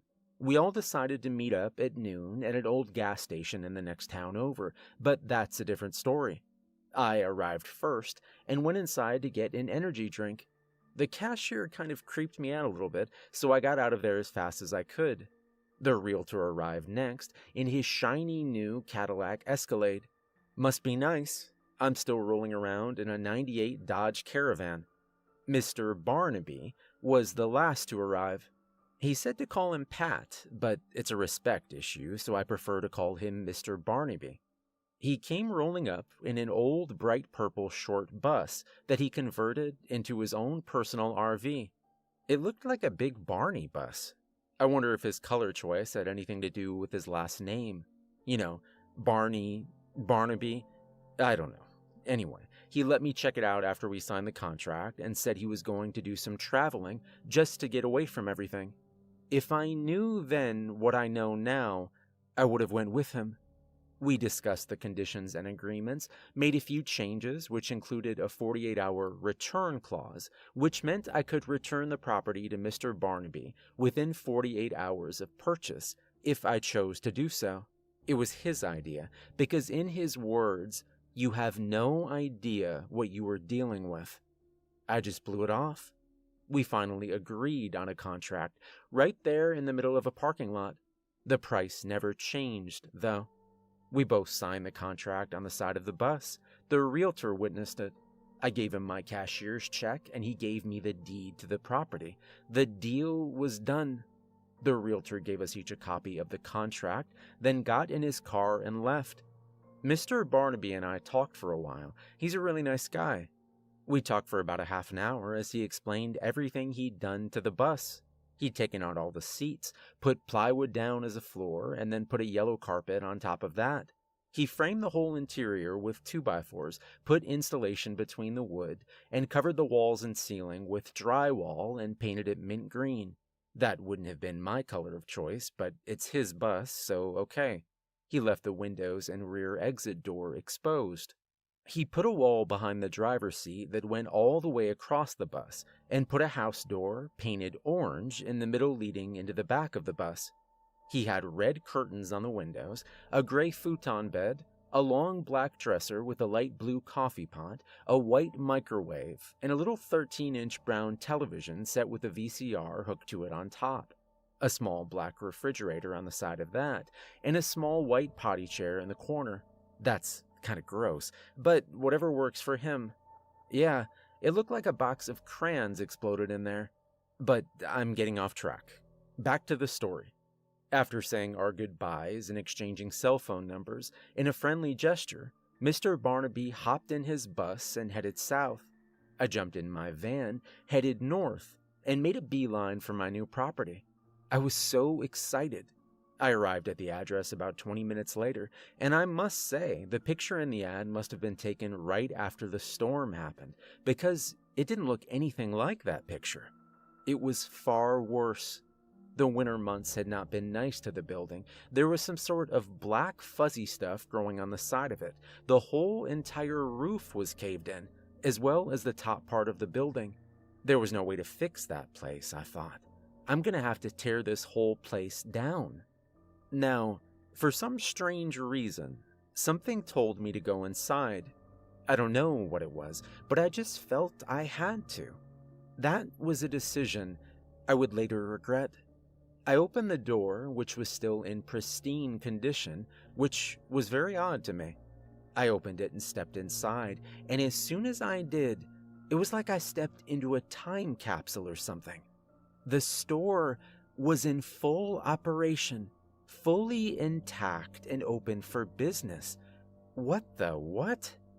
I stood there in shock. There were people in there shopping, employees everywhere. The roof was back on, the lights were on as well. As 80s top 40s hits played over the radio, it was business as usual. How could that be possible? I don't know how long I stood there, just watching. I saw something then out of the corner of my eye. I saw an old Native American medicine man dancing around and chanting. I don't know what he was saying, but he started making a pushing motion with his arms in my direction. After each time he did this, he would slap the front of his thighs and then do the pushing thing again. I'm starting to freak out at this point. He did this about 3 or 4 times. Then I suddenly began to feel lightheaded, really lightheaded, and eventually I passed out. I woke up, half submerged in this wretched-smelling, fungus-infested, freezing cold water. I opened my eyes to see 5 Native Americans in a circle staring down at me. I close my eyes and scream as loud as I can. I open my eyes once again, and they were gone, and so were all the people, in a beautifully pristine store. What the hell just happened? What the hell is going on here? I lay there on the floor, which was covered in about a foot of this nasty, wretched water, staring up at the sky. The roof was no longer there. I sat up to see the interior of the building totally demolished and falling down around me. Light fixtures hanging by their wires off of steel beams. Twisted chunks of metal laying in front of me, being only what I can assume were cash registers. Pieces of wood shelving floating in the water, cans and bags of all kinds of different product floating in the water as well. I felt something hit my right thigh. I looked down and saw it was a severed hand. I jumped to my feet, screamed like I was losing my mind, and I ran out of the door soaking wet. 2 boys that looked like they were about 12 or 13 were riding their bikes past the building as I came out screaming. They crashed into each other as they stared at me, running in my soaking wet white t-shirt and jeans. Well, I hopped in my van, called Mr. Barnaby, told him what happened, and that I was invoking the 48-hour clause. The deal is off. I wanted my money back, and he could keep that place. I swear, I could hear the corners of his mouth rising up to form a smile as he nonchalantly said, "Okay, I thought you would." We agreed to meet at the realtor's office the next day, where I handed him back the deed to the property, and he gave me back my check. We shook hands, and I left. I'm done with that place. I did decide to honor that agreement about writing down anything weird and strange that happened, because I feel this story should be told. About 2 weeks later, curiosity got the best of me. I decided to make the drive back down there. I wanted to take a selfie with a place that changed my whole attitude about the paranormal. I'm no longer a skeptic. That stuff is real. I drove down there and stood on the sidewalk across the street with my back to the building. I pulled out my cell phone from my pocket, turned on my camera app, reversed the camera shoot, and took a picture of me with that dilapidated building in the background. I put my phone back in my pocket, hopped in the van, and drove home. After about 2 hours, I finally got the nerve to look at the picture. What I saw terrified me to the point of tears. Yes, it was a picture of me with a building in the background, but on the grass surrounding it were transparent images of Native Americans. They were everywhere. I quickly deleted that picture from my phone. That was about 6 months ago. Today, right before I started writing this, I received a call from Mr. Barnaby. We talk every now and then. He said that someone made him an offer that he couldn't refuse and that he wanted to invite me to the re-grand opening of Barnaby's happening next week. Who knows? Maybe I'll go. Hey, all you creatures of the night out there. This is Mike on the mic, coming to you live from WRPM, your best choice for 80s rock, pop, and metal. Get it? RPM. Rock, pop, metal. Well, it's Metal Monday here on WRPM. You know what that means. All metal, all day. That's right. Our next 20-minute continuous rock block is brought to you by Barnaby's Grocery Store. Barnaby's Shop Till You Drop. You'll hear headbanging hits from bands like Metallica, Judas Priest, Iron Maiden, and Manowar. We're going to start things off with a little bit of Slayer, Rain in Blood. Okay, I'm not really a DJ. There is no WRPM, and there's no music playing. It's just something I do to entertain myself. Hi, I'm Mike. I'm the new grocery manager here at Barnaby's. Unfortunately, the previous manager was killed in that freak storm a couple months ago, but that's a different story. May he rest in peace. Well, my dream job is to be a radio DJ. No, not the kind of DJ you see in clubs, at parties, or at wedding receptions. An actual radio DJ. I know, with today's modern technology and apps like Pandora, iHeartRadio, and Google Play, you can be your own DJ.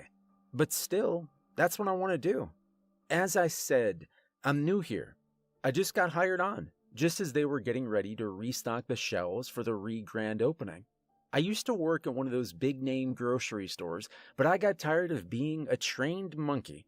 They would tell us what product to put where, what displays to build, when to take them down, and what time you had to get it all done by. It was way too micromanaged. But here at Barnaby's, I get to think for myself.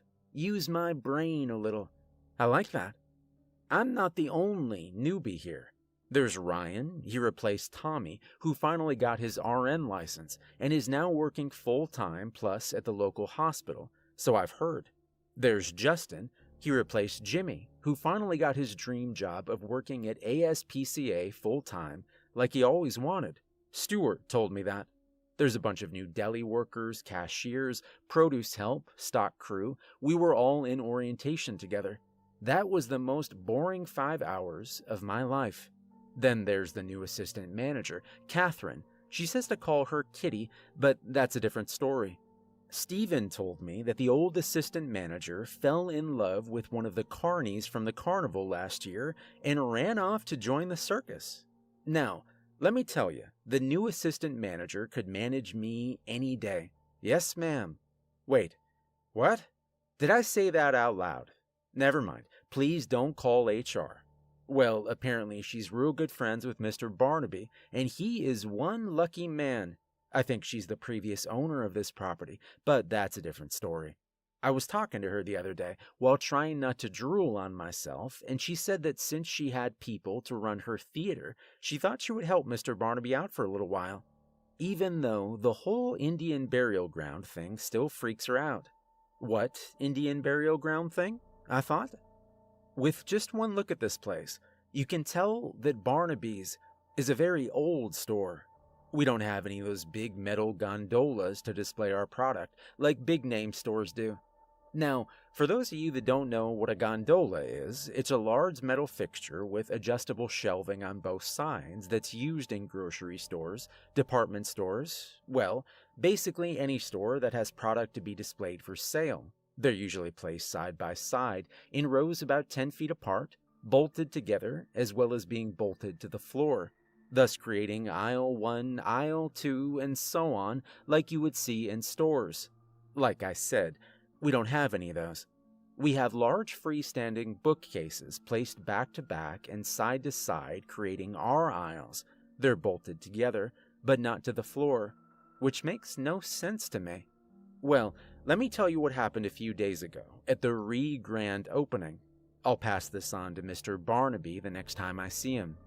Now, this place was looking sharp thanks to the new investors. They completely funded the project to rebuild this place back to the way it was, including all the antique registers, cold cases, freezers, lighting, floors, all of it. That's what Winston told me.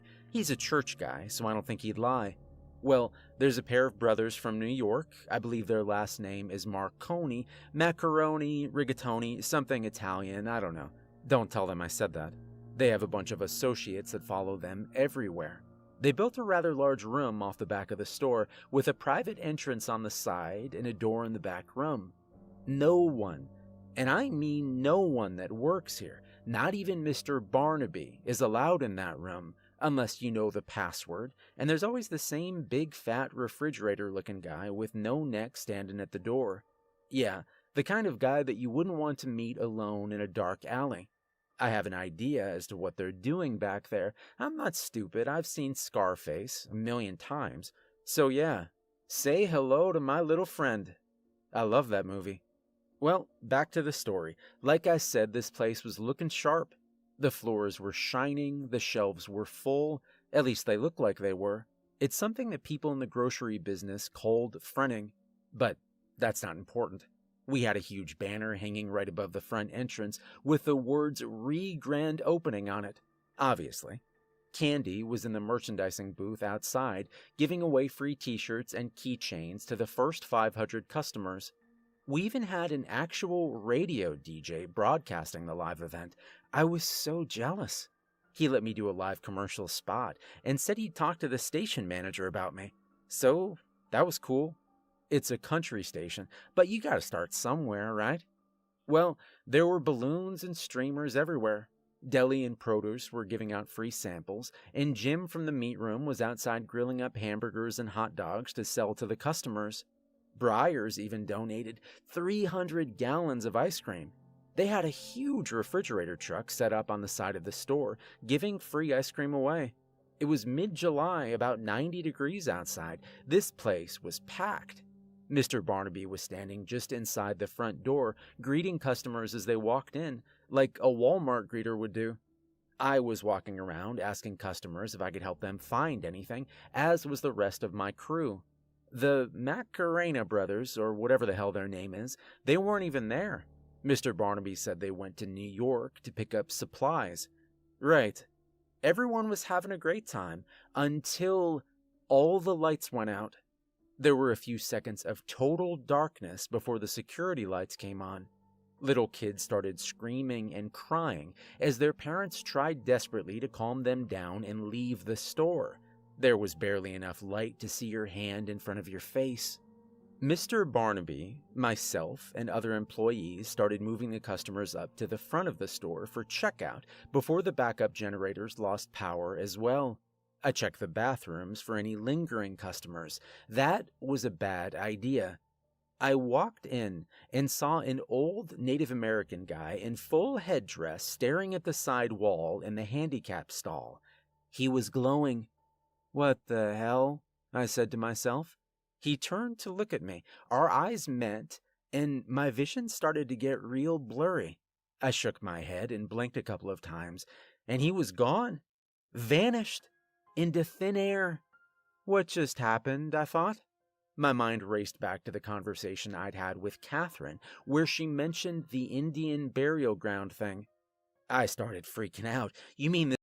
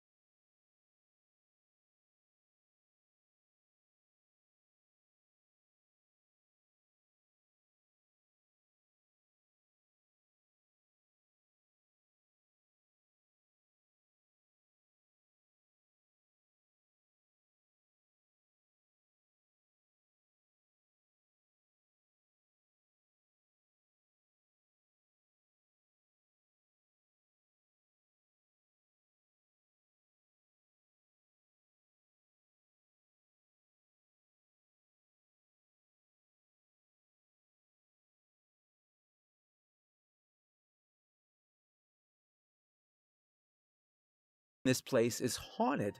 I screamed like a little girl and ran out of the bathroom, and as I did, a foul stench hit the air. It hit my nose and stopped me dead in my tracks. I had to count backwards from 10 just to stop myself from throwing up. In the dim lighting, I could see several employees and customers begin to vomit on each other. Several fights broke out. People were throwing punches and vomiting at the same time. It was so disgusting, but in a cool way. It looked like a cross between Rocky and The Exorcist. I love that movie. When Linda Blair's character pukes that green stuff on that priest, yeah, that's the best part. Well, I stood there watching the fights. We're trained not to interfere, so I just stood there. After about 10 minutes, I couldn't stand the smell any longer and started to walk fast towards the front doors, trying not to get hit or puked on in the process. I soon realized I was walking in water. Aw man, I just paid $50 for these shoes, I thought. But seriously, I looked down. It wasn't just water. It was this nasty brown slimy liquid with chunks of sludge and what looked like, well, crap to be honest. And it was literally crap. That must be where the smell's coming from. The sewage pipes must have burst and it's now seeping up through the floor. I raised my head to see it quickly raising up through the tiles. All the fighting stopped as customers and employees realized what was happening and started screaming and running to the front door. They began slipping and falling in this mess. They were covered in sludge and slime and little pieces of toilet paper. You can call me a sick person if you want to, but I thought it was hilarious. Suddenly, we heard a low rumbling that intensified with every second that passed. The floor began to shake violently, knocking over the bookcases and causing them to fall like dominoes, crushing the people that were in the aisles. A loud bang could be heard as the floor burst open under what was aisle 6, sending this foul brown liquid gushing into the air like a water fountain and pieces of broken shelving flying through the air like torpedoes. One guy got hit with a chunk of wood right between the eyes. He kind of looked like a unicorn. Yes, my friends, it was raining crap, soaking everyone and everything in sight. Myself and a few others finally made it out of the front door, completely soaked. Mr. Barnaby was the last one out. He said a captain never leaves his crew behind. The cops, the EMTs, the coroner, and the hazardous waste team were just arriving at the same time, which was very odd. They had to wait until the fountain of crap died down to enter the building. The sewage was coming out from under the front door and out into the street. The hazardous waste team began pushing it back with large brooms. They made everyone that survived take one of those chemical killing shower thingies. I think they're called decon showers. I'm really not sure. The cops taped off the area as the EMTs tended to the injured. The hazardous waste team suited up in their hazmat suits and went inside to look for survivors. There weren't any. The hazmat team started carrying out bodies in special hazardous waste body bags. There were 9 of them. The coroner loaded up the bodies and left, so did the EMTs. The cops take our statements, and they started their investigation. Mr. Barnaby, myself, and a few employees and customers hung around to see them clean it up. The hazmat team called in their tanker truck to suck up all the sewage. They had this long hose-like thing connected to the truck. One guy was in charge of walking around in his suit and sucking it all up. Man, they couldn't pay me enough to do that crap. That was a failed attempt at a joke. Anyway, they get it all cleaned up, then began to rip out everything within the store that had come in contact with that mess, which was every single thing. The floors, the walls, the ceiling, all the cases, the bookshelves, everything, down to the frame. Barnaby's had been completely gutted. All the packaged foods and fresh products were thrown away. The canned goods were donated to the local food bank. We had to take the labels off, of course, and write on the can in black Sharpie what it was. It took 4 days to complete everything.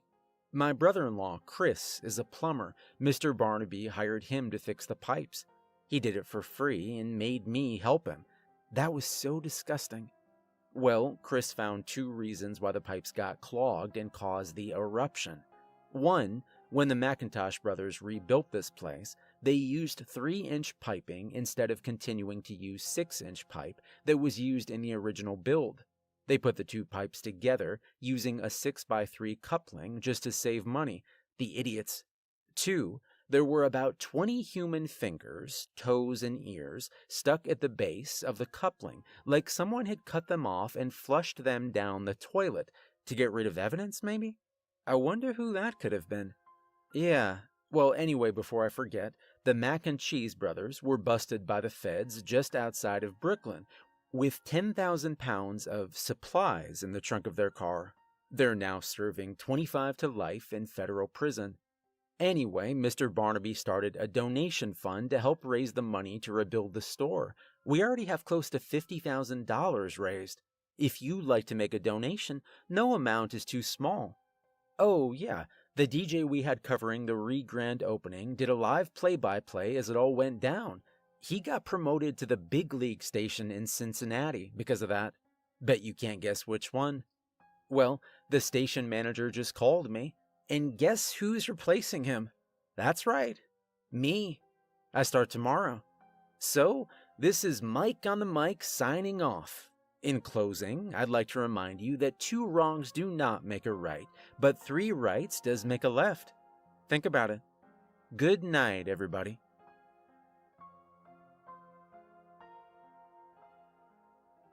There is no death, only a change of worlds. That's an old Native American quote that my grandmother taught me back when I was a child. I don't remember who said it, but that's what got me interested in ghosts, spirits, and things of that sort. My grandmother, on my mother's side, is a very spiritual woman, always holding seances, talking with the spirits, burning candles, things like that. I learned most of what I know about the spirit world from her. She turned 92 this year and has more energy than most 20-year-olds I know. That scares me sometimes. Hi, my name's Lily. Lily Sweetwater, and yes, I am Native American, half Cherokee on my father's side. My father, DeWitty, meaning David in English, is a 100% full-blooded Native American. My mother, Shannon, meaning Shannon in English, is a 100% full-blooded African American. That's a family joke. It's okay if you don't get it. I have a brother, Samus, meaning Thomas in English. He's a few years older than me, 6 to be exact. He chose to stay and live on the reservation along with my parents about an hour away from where I live now. He's a deputy on the reservation's police force. They have a saying, what happens on the res stays on the res, and they mean it. The laws are different there. Now, for those of you that don't know what a reservation is a piece of land managed by a federally recognized Native American tribe, such as Cherokee, Cheyenne, etc., rather than being managed by the state for which it's located in. There are about 326 reservations in the United States, give or take, mostly located in the western part of the country. The reservation I am from is a Cherokee reservation. Well, Back to the story. Where was I? Oh, yeah. When I turned 18, I'm 32 now, I decided that I wanted to see what life was like off the reservation. So I went to my parents and asked their permission to leave the reservation and live on my own. They agreed under one condition, that I don't leave the state. That seemed kind of odd, but it's a fairly big state, so okay. I agreed to the condition. I'd been saving my tips and wages working as a waitress at the Red Horse Bar. That's a bar on the reservation. I had a pretty good amount saved up. I packed up what little belongings I had and moved out. I had to quit my job since I was moving off the reservation, therefore I couldn't work there anymore. Reservation law says if you don't live here, you can't work here. Well, my brother gave me a ride. We drove for a while till I saw a sign that said room for rent. He stopped and I got out to speak to the homeowner. I rented a small basement apartment from a nice lady named Candy, and I've lived there ever since. You remember Candy, right? She has a very friendly and very big dog named Buster, but that's a different story. Candy and I get along great. When I first moved in, she knew I was looking for a job and offered me a cashier position at the grocery store she worked at. Well, when it opened back up, that is. Some place called Barnaby's, a very old store, as she put it. Apparently, they had a sewer pipe break a while ago and the whole place had to be gutted, but that's a different story. I gladly accepted the job. She said that they just about had it finished and that it should be open in about a month or two. She also said I'd have to meet the owner, Pat, as he likes to meet all the new hires personally. She called Pat and set up a meeting for the next day at 1 p.m. That meeting would change my life and Barnaby's forever. Well, the next day came. I got up, showered, and got dressed in a nice pair of jeans and a blouse, ready for the meeting with Pat. We hopped in her van, as I didn't have a car yet, and made our way to the store. I asked her if we could stop at the coffee shop across the street from the store for some coffee. Real coffee, not that mocha, choca, frappa, kappa crap. Actually brewed coffee. I told her that I'd buy, and she agreed.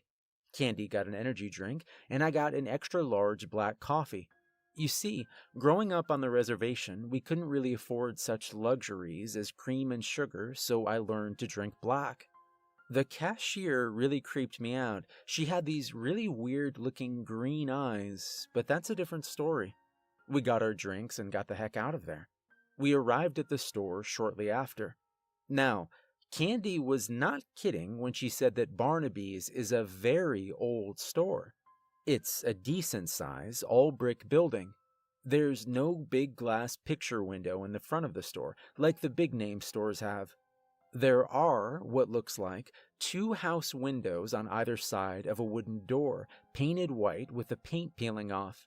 There are no other windows in the whole place, however there's a rather large room off the back of the store with its own entrance door. You can tell that it's an add-on, as it has aluminum siding rather than being brick. We walked inside. The air was thick and heavy. I could tell something was going on there. An older gentleman walked up to Candy and gave her a hug. They talked for a few minutes about everything that was going on with the store.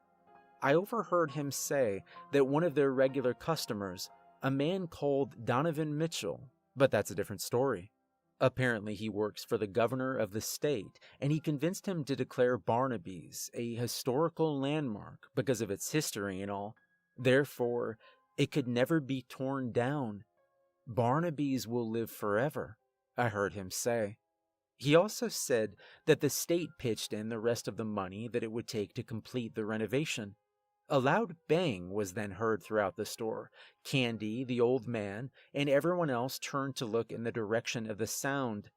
"Not again," I heard him whisper to himself.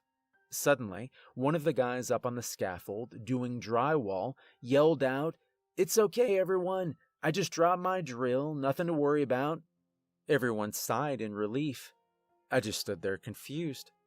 Candy then introduced me to the man. "Lily, this is Pat Lily." He extended his hand as a greeting. I extended mine to meet his. As my hand touched his, I suddenly became very lightheaded and dizzy. I started to hear various war cries of Native Americans preparing for battle, all at the same time. It was like they were trying to tell me something. I quickly pulled my hand back and covered my ears to drown out the noise, dropping my coffee in the process. Speaking of coffee, I'm gonna go make some right now. Hold on a sec. Okay, coffee's going, back to the story.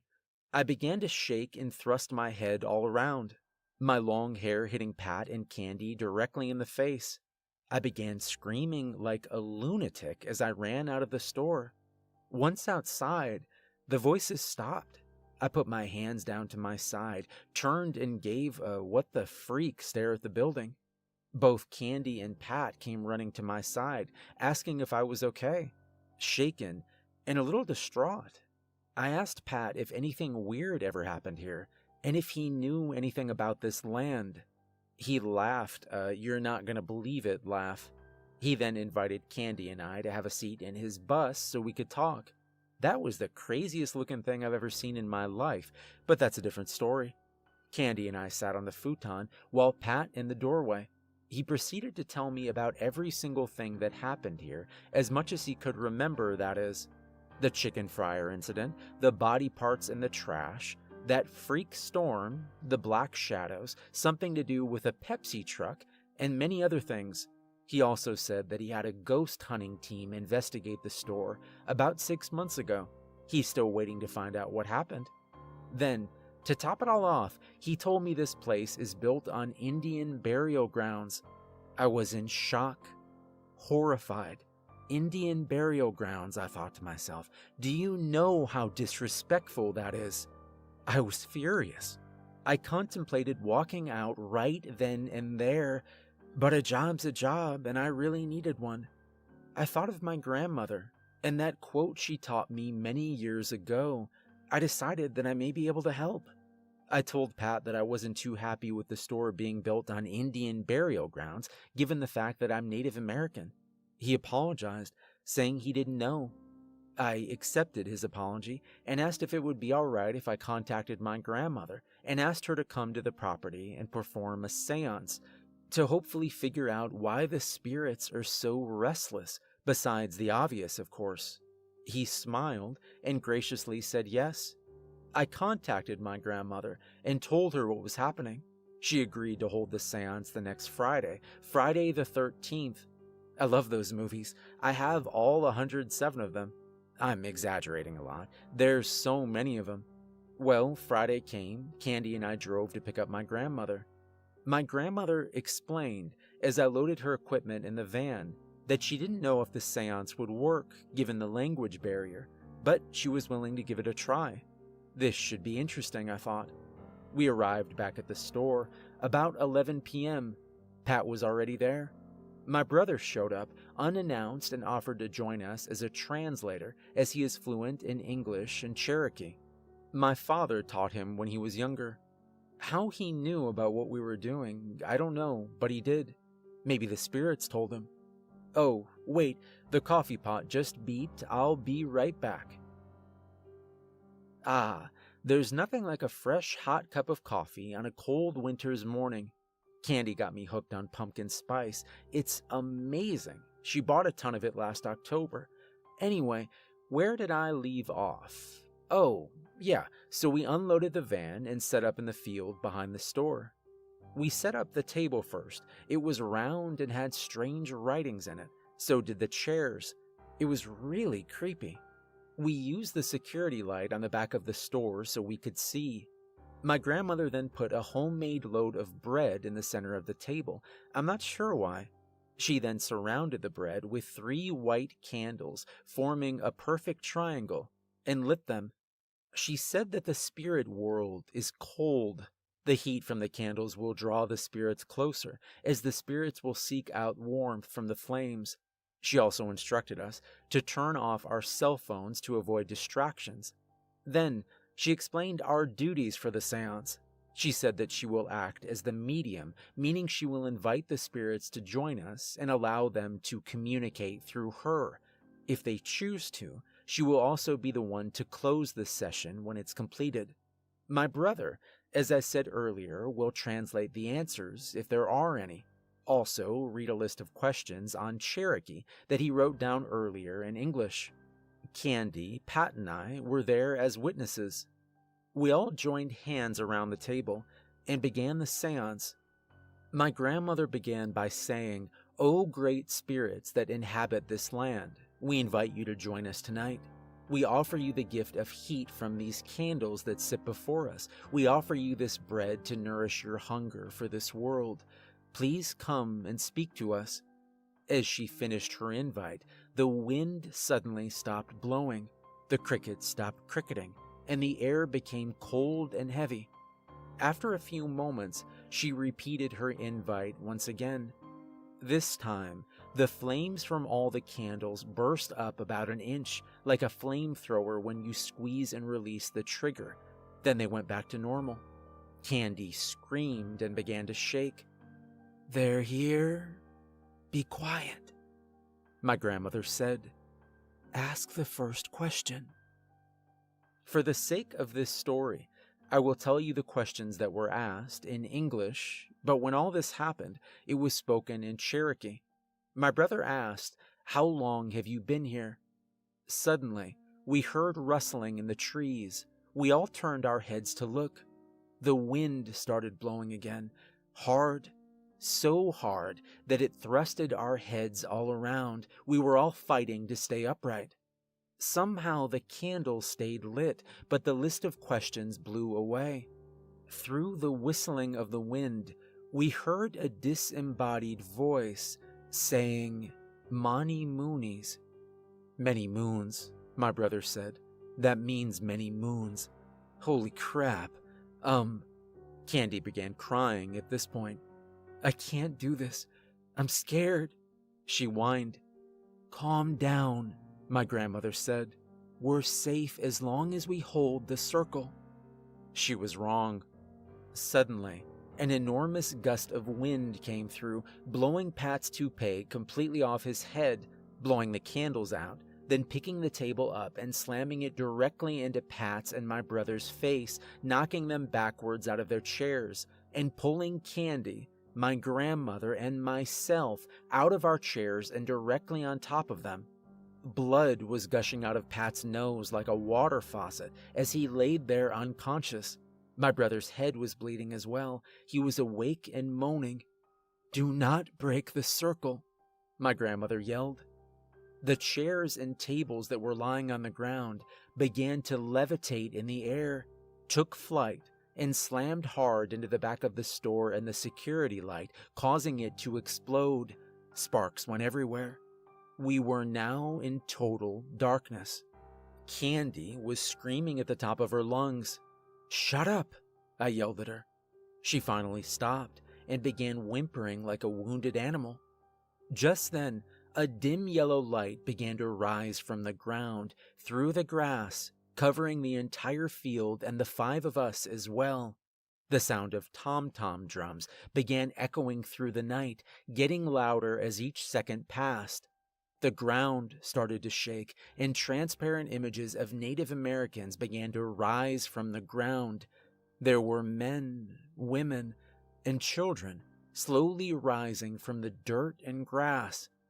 I got the feeling like I just walked through a spider web as I actually watched a spirit rise directly through my body. I watched as they rose through all of us. I will never forget that moment for as long as I live.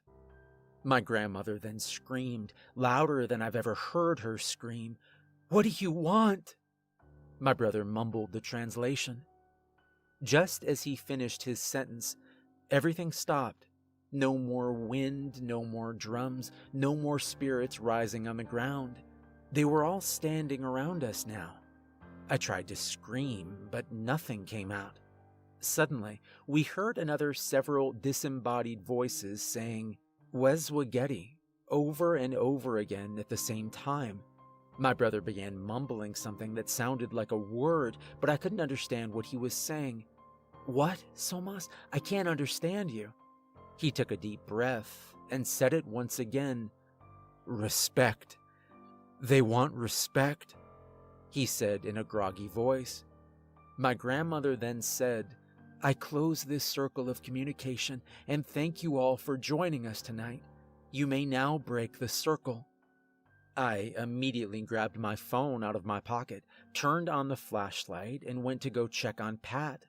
I shook him a couple times, and he woke up, completely unaware of the events that happened. Dazed and confused, he sat up slowly, blood caked to his face. My grandmother and my brother both sat up and said they were okay. Candy, however, was lying in the fetal position, crying and shaking uncontrollably. I called 911 and said that there had been an accident and to send an ambulance. The ambulance arrived and attended to Pat. They called the second one for Candy. They gave Candy a mild sedative, loaded her into the back of it, and took her to the hospital for an overnight stay. She was released the following morning. Pat, however, was treated for severe head trauma, taken to the hospital, and stayed there for a week and a half. My brother had to drive my grandmother and I back home. Candy picked up her van a few days later. Once Pat got out of the hospital, I called him and told him exactly what happened that night. I also asked if it would be possible to use that room off the back of the store as a memorial or tribute to the Native American community, for which I would have full control over. He graciously agreed. I contacted several people from my old reservation about donating items to the memorial: books, old Indian arrowheads, clothing, things of that sort. The response was overwhelming. I got a ton of stuff. They finally finished the store, as well as my memorial room, and the store opened back up soon after. The activity has died down a lot, so I've heard. You still see an occasional sighting or two around the store, but nothing too serious. I got my room organized, my mom helped me decorate, and I opened up soon after that.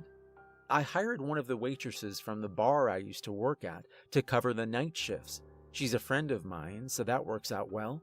My father, my brother, and several older people from the reservation often make random trips here to donate their time, taking pictures or answering questions that anyone might have. So, if you want to know more about the Native American culture, please stop by anytime. We're open 7 a.m. to 9 p.m., Monday through Saturday. There's no charge to enter, but donations are accepted. Oh yeah, we never did find Pat's toupee. My name is Jack Higgins. I never believed in ghosts until I came toe-to-toe with one. So I set out on a journey to record what I once witnessed onto video, along with my good friend Rick Koff and a guy we met at Taco Bell, Darren Baldwin. Together, we will travel to the most creepiest, craziest, and spookiest places in the state in an attempt to capture evidence of the paranormal. These are our ghost ventures. That was the intro to our ghost hunting web series. Yeah, I know, it sounds a lot like that other ghost hunting show on that cable network, but that's strictly coincidental. It's a good show, well, at least it used to be. Hi, my name is Jack. I was the lead investigator for the Ghost Ventures crew, and if you noticed, I said was. We don't ghost hunt anymore. Hell, we don't even talk anymore, and I'll tell you why. Let me sum it all up in one word, and that word is Barnaby's. Yeah, that place is off the charts. I mean, anyone that would step foot in that place, willingly, needs to have their head examined twice. We've done investigations at abandoned schools, run-down churches, a couple cemeteries, and even falling down dilapidated buildings. We've caught EVPs, felt phantom cool spots, and had some personal experiences, but nothing like we experienced at Barnaby's. Now, as part of the agreement we made with Mr. Barnaby when we investigated that place, was that if any weird or strange things happened, we would write them down in story form and give it to him in exchange for letting us investigate the store for free. That place messed my head up so much that it took me 3 years and lots of therapy just to be able to even write this. But I will remember that night vividly until the day I die. So, here goes. I'll mail it to him later. Well, I first found out about that place through a conversation with my neighbor. Apparently, my neighbor's daughter's ex-boyfriend's sister got a dog from a guy that worked at the ASPCA and Barnaby's as well, but that's a different story. Well, they became friends and he told her all about the crazy stuff that happened at Barnaby's. She told her brother, he told my neighbor's daughter told her father, and her father told me. Did you follow all that? Good. I did some research and found out that yes, there was a very old grocery store called Barnaby's a few towns over. Newspaper articles revealed that all kinds of horrible events and freak accidents happened at that store, and the store was built on Indian burial grounds. That's what got me interested in investigating that place. Sure, we've investigated cemeteries before, but Indian burial grounds, that's on a whole different level. I looked the place up on Google Maps, got a phone number and the directions to the store.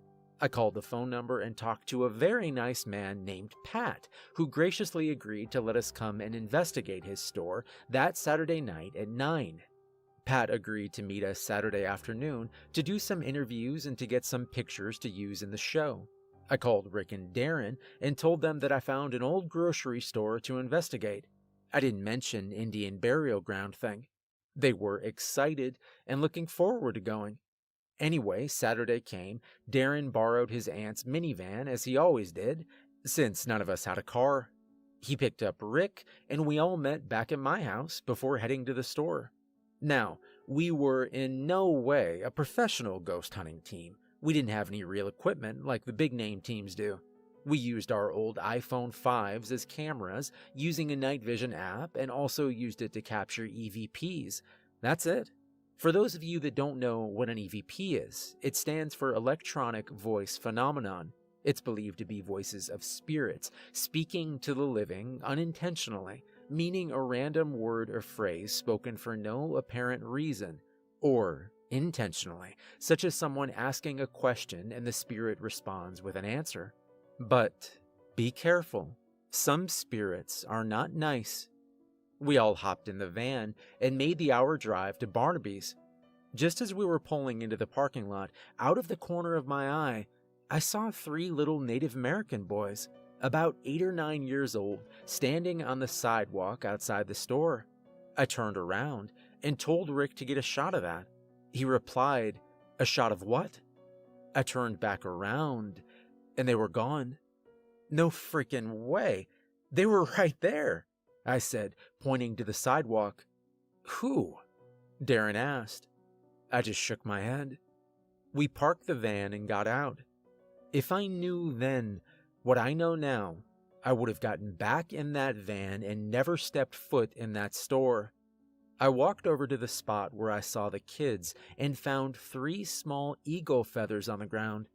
I was totally freaked out at this point. I just left them there. Rick and Darren went to knock on the door soon after, and an older man emerged from inside the store and introduced himself as Pat. We all shook hands and introduced ourselves. I told Pat about the 3 kids that I saw, and he started tapping his toe and clapping his hands and said, 1 little, 2 little, 3 little Indians. You know, that old children's nursery rhyme. Then he chuckled to himself. Okay then, I thought to myself, this guy's a few sandwiches short of a picnic. We conducted our interview, and he told us about all the crazy things that happened there and gave us some history on the place. He also told us that the store was being remodeled and to be careful of hanging wires, loose floorboards, and things like that. Also that the electric had been shut off since it was the weekend, and that the construction crews would not be back till Monday. He offered to let us go inside and look around to get familiar with the place, but we wanted to wait until our investigation, the element of surprise and all. We ended the interview about 5 p.m., and he handed me a key to the store just in case. We still had a couple hours before it was time for us to investigate. We decided to go see a movie. We passed a movie theater on the way to the store, and we decided to head there. The new Stephen King movie was out. I am a huge Stephen King fan. I have all his movies, most of his books, and lots of his short stories on audiobook.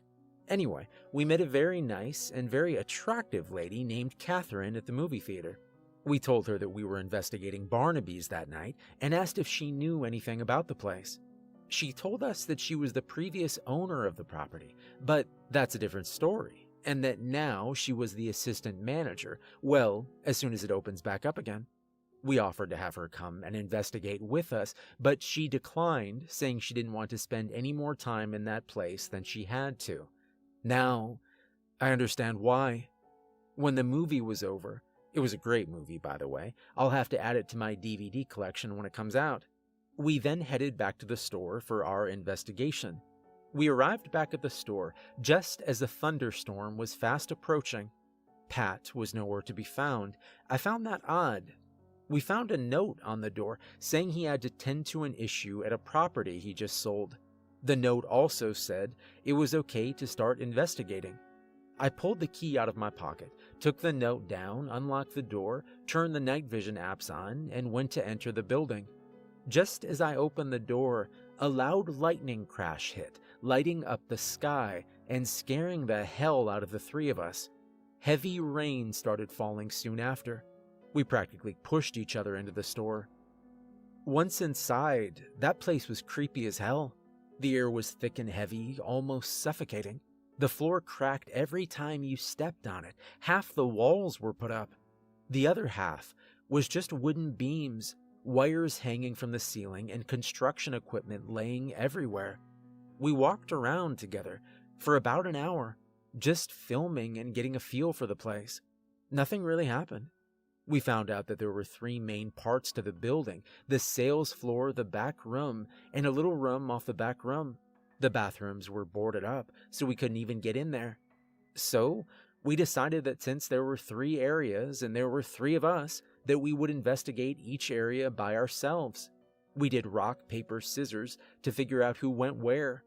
Darren got the little room, Rick got the back room, and I got the sales floor. "All right, guys," I said, "let's do this." We fist bumped each other and went to our designated areas.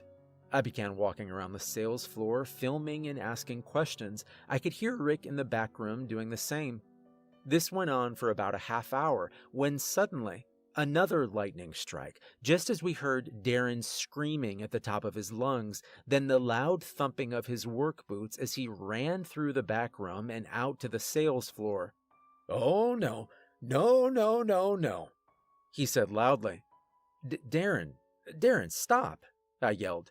"What happened?" Rick came running out shortly after. "What the hell, man?" Rick said. "You almost ran me over." Darren turned to look at Rick. You could tell that he was scared. "What happened?" I said again. "I was in there asking questions and panning the camera around the room when I saw an old Indian guy standing in the corner. I focused the camera on him and asked, 'Who are you?' He raised a tomahawk and charged at me. I thought he was going to kill me. I dropped my phone and I got the hell out of there." He then stormed out of the front door. I looked at Rick and he looked at me. Just then, another loud lightning crash. "I'll go get the phone," Rick said as he ran off towards the back room. He returned shortly after and handed me the phone. It was still recording. Luckily, it wasn't broken. I stopped the recording and we reviewed the video, and sure enough, there was an old Indian in the corner who charged at the camera. The phone then fell to the floor, face down, with the camera shooting upward. The same man was seen leaning over the lens, staring into the camera, then just disappeared. "Yeah, maybe I should have mentioned this earlier," I said, "but this place is built on Indian burial grounds." "What?" he asked. "Are you crazy? Cemeteries are one thing, but I ain't messing with no Indian spirits. Here's my phone, I'm out," he said. "Fine," I said. "I'll do it myself." The slamming of a door was heard soon after. I put both phones in my pocket and began to walk around asking questions. I did this for about 15 minutes when another lightning strike hit and all the security lights came on, blinding me through the night vision. There's no electric in this place, I thought. What the hell's going on? The lights began to flash like a strobe light on crack. The entire building began to shake, causing me to fall back against a large piece of machinery. A low humming sound could be heard that soon turned into what sounded like drumming. I began to hear Indian war cries in my head, not my ears, but my head. I grabbed my head and screamed, "I'm not afraid of you." Suddenly, through the walls and the floor came transparent images of about 25 Native Americans on horses screaming and swinging tomahawks at me. Okay, now I'm afraid, I thought. They're trying to kill me. I could feel the breeze from the tomahawk swings as they barely missed my head. I screamed like a scared little schoolgirl and started running towards the door. I slipped on one of those loose floorboards and fell face first to the ground, knocking myself unconscious. I woke up about 3 hours later, on the sidewalk somehow, drenched from all the rain. It was 3:17 in the morning, the witching hour.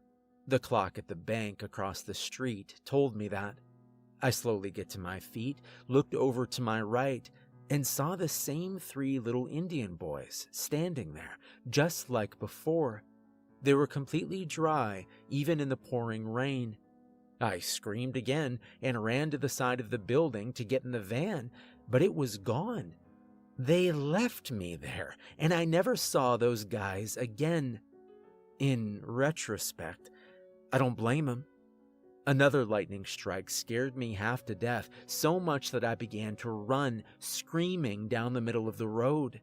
Thankfully, there were no cars out that late. I finally stopped running and screaming and called my neighbor. He was kind of upset, but he agreed to come get me. I waited across the street at the bank until he showed up. That was a fun ride home. Anyway, I mailed the key back to Pat. Now, after that night, I couldn't sleep, I couldn't eat. All I kept thinking about was those Indians attacking me. I saw them everywhere I went, out of the corner of my eye, at work, at the gym, even in my own house. I called the therapist about it a week later, and I've been seeing her 3 times a week for the past 3 years. I don't even look at any of the footage. I just threw all the phones away, and I never ghost hunted again. I just couldn't do it after that. I heard that Darren got a job as a camera operator for the UFC and is making a pretty good living at it. I heard that Rick took up plumbing, continued to ghost hunt, put on another team investigation, and got a sweet television deal on a cable network. Good for him. And me, well, I just moved into my new apartment. My neighbor's name is Nick, but that's a different story. Ladies and gentlemen, boys and girls, children of all ages, Barnaby's is proud to present, from us to you, the one and only Santa Claus. That's right, Santa Claus will be here at Barnaby's December 21st through the 24th from 8 a.m. to 7 p.m. So stop on by and visit Santa's little workshop located in the field behind the store and take home your free, that's right, free picture of your child or yourself with Santa Claus. Bring yourselves, bring your kids, bring your letters, and bring your lists. As always, we thank you for shopping at Barnaby's. Have a safe and happy holiday. What's up, y'all? I'm Daryl. I work frozen food here at Barnaby's. I've been here for almost a year now. I got hired on the same day that lady's necklace got caught in the conveyor belt, but that's a different story. I'm also part of SPLAT. It's something that Pat came up with. It stands for Sales and Promotions Live Announcement Team. There are 3 of us on the team. Mike, the grocery manager, Ricky from the dairy department, and myself, since we're all comfortable speaking on the microphone. Here's how it works. Every day that each one is scheduled to work, we have to take turns standing up at the front of the store and making announcements every 15 minutes for any products that are on sale that week or any special promotions that are going on within the store. Now, Barnaby's is a very old store, and I'm sure y'all know that. We don't have one of those big fancy PA systems like the big name store do. We do have a stand up front by the registers with a megaphone, and we make our announcements that way. It scares the little kids sometimes. Anyway, I used to live in New York City. I moved out there about 10 years ago and tried to make it as a rap artist, but no one wants to hear an old school rapper like me nowadays. It's all that gangster crap. Anyway, the other day, I was sitting in my car on break, listening to Bring the Noise by Anthrax and Public Enemy. I love that song. I like it better than the original. Anyway, Ricky apparently heard me playing that song. He came over and started stomping in place and headbanging, screaming, "Not, not," right in front of my car. I just looked at him like he was crazy. What the hell is this fool doing? I thought. I got out of my car, mid-December, freezing my butt off, and yelled, Ricky, stop. What the hell are you doing? Man, I love Anthrax, he said. My band covers some of their songs in our set. Play it again, man. Okay, I said, but don't do that anymore. It's scary. Get in the car, it's cold out here. He got in, and we started talking as the song played, and come to find out, he plays guitar in a heavy metal cover band, but that's a different story. Anyway, I told him that I was a rapper, and he suggested that I meet the band and said that we should do our own rap metal song and make it about Barnaby's. I'm down with that, I said. I just started writing my rap part of the song. You want to hear it? Okay, it goes a little something like this. B to the A, RNA to the B to the Y. My friend, we're Barnaby's grocery store. You'll pay less and get a whole lot more. You never know what's going to happen. That's what makes it so exciting, you know, what we say about us being haunted, cursed, and all that stuff. Well, it's true, but what you going to do? We're the only store in town, and you got to have food. That's all I got so far. It's kind of whack, but it's a work in progress. Anyway, enough about me, on with the story. Now, Pat is big on Christmas, and when I say big, I mean really, really big. Last year, and every year before, so I've heard, he would dress up like Santa Claus and hand out candy canes, take pictures with the kids and their parents in his little workshop out back. He also made everyone that worked here at the time dress up like elves, complete with a hat, red and white striped leggings, the vest, and little bell booties.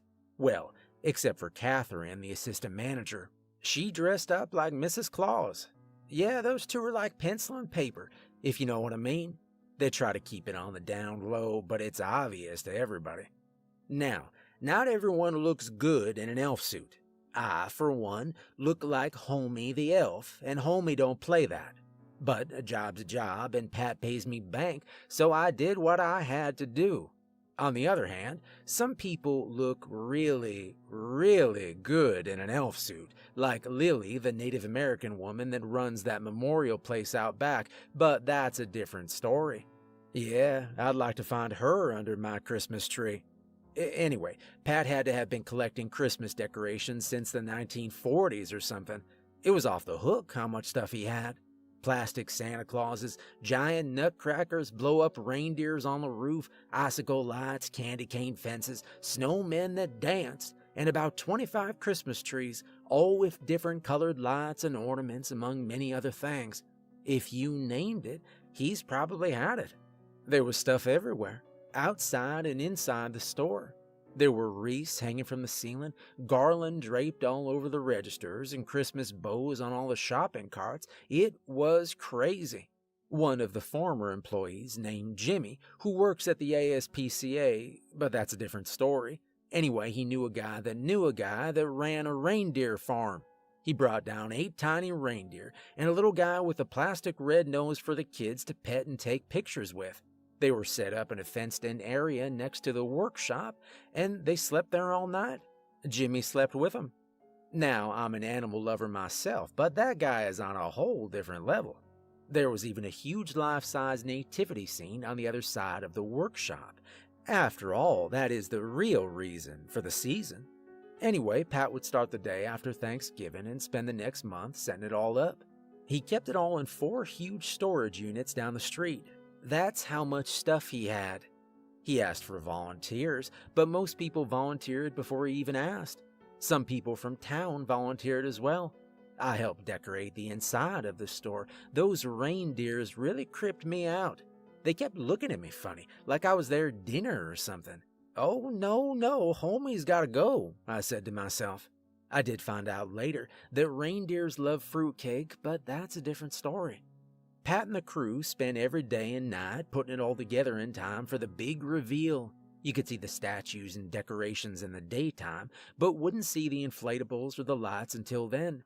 He even had several of those artificial snow-making machines for the first time last year.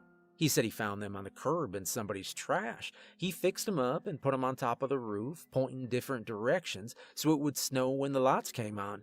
There were wires and extension cords running everywhere, all connected to this huge industrial-sized surge protector with a long red and green striped handle with a plastic snowball on top, which was plugged into an outside electric socket. Now, the rest of the Splat team and I spent the entire month of December making announcements that the official lighting of Barnaby's would be December 23rd at 8 p.m. Everyone was truly excited. Reveal day came. Many customers, people from town as well as the neighboring towns showed up for the event. It was mandatory for all the Barnaby's employees to be out in our elf suits, so I was, along with everyone else. There were husbands and wives, boyfriends and girlfriends, girlfriends and girlfriends, and boyfriends. A lot of people even brought their dog, dressed as reindeers no less. And there were kids everywhere. So many people showed up that Reggie, the town sheriff, had to block off the entire street. There were people standing in the road, on the grass in neighboring buildings, on the roof of their cars, and hanging out the windows. It was insane. Candy was selling coffee and hot chocolate in little Barnaby's coffee cups for $5 a shot, as well as Barnaby's hat, gloves, and scarf sets for $7 a shot. Ricky and his band were playing Christmas songs on the back of a flatbed semi-truck.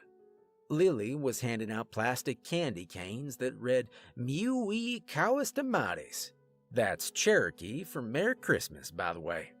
People were singing along and holding their lighters in the air and having a great time.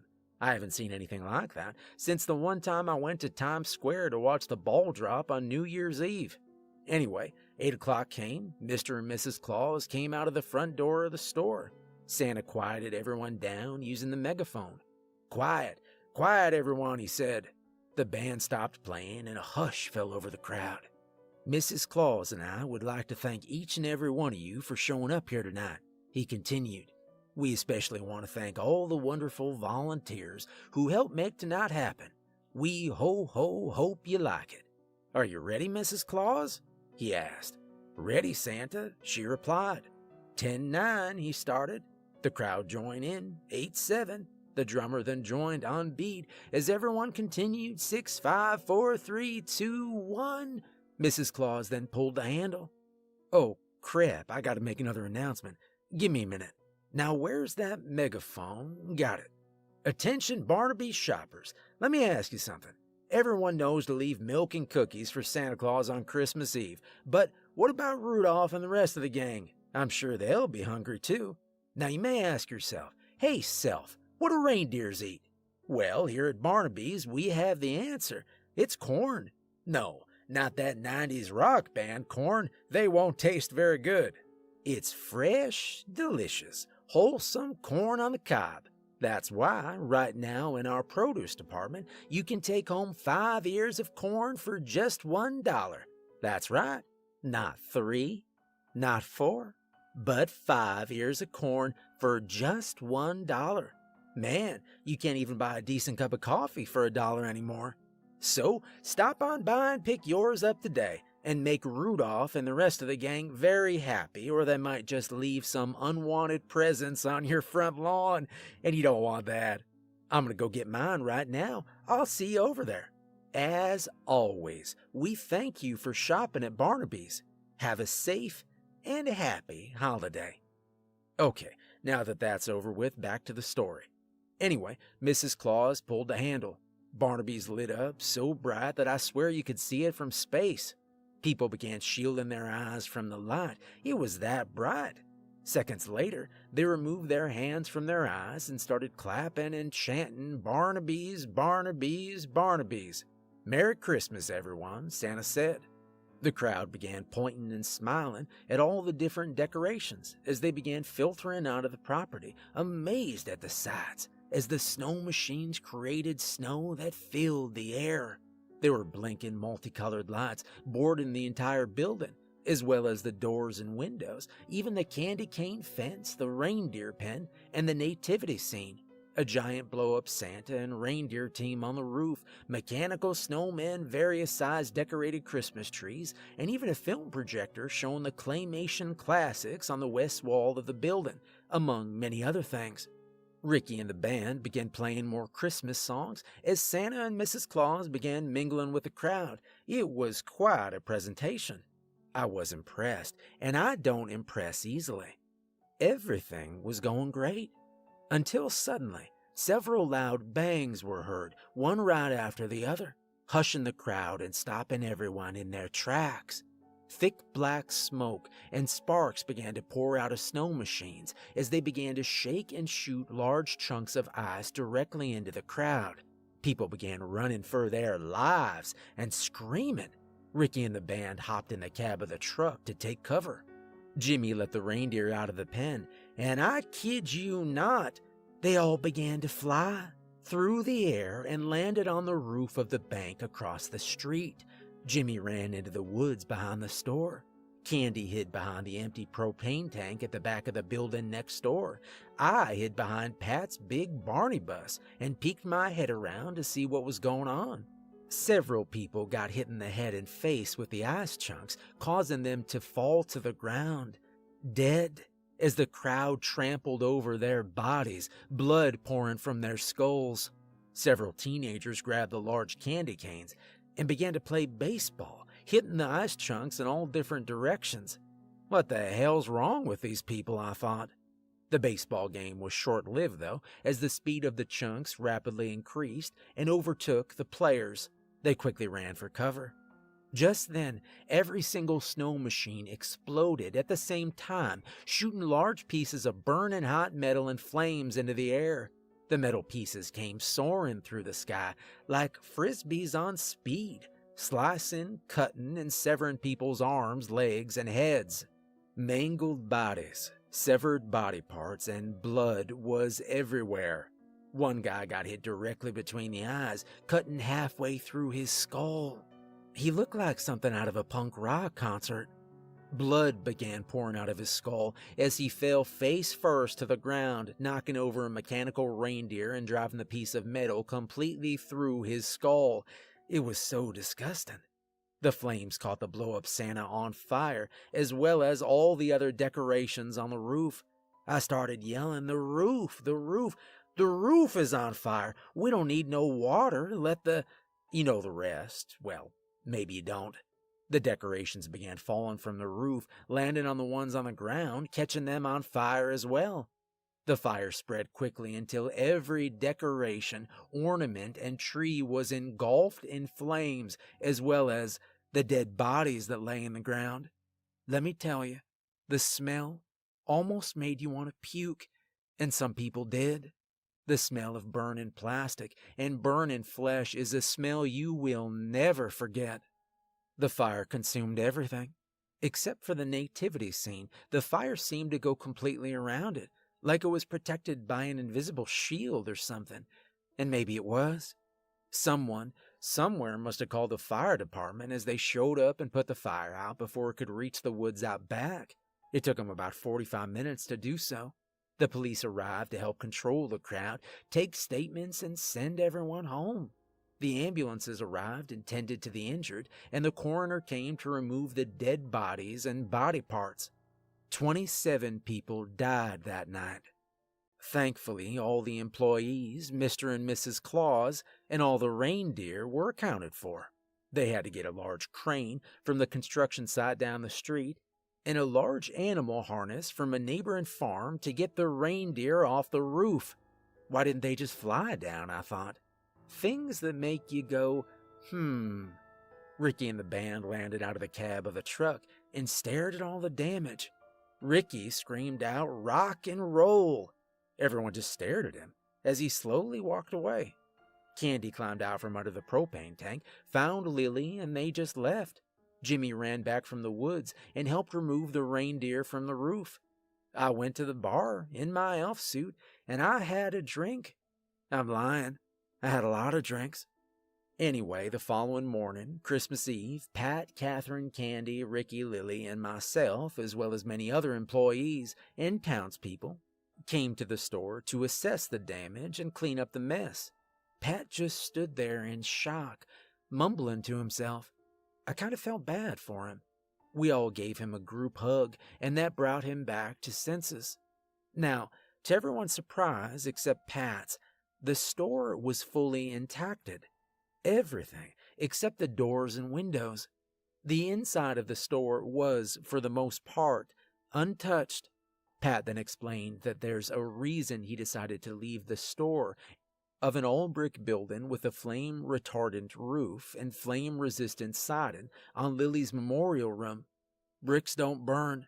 We replaced the windows and the doors in no time, thanks to Bob from the hardware store down the street. He came in on Christmas Eve to help out with any supplies that were needed.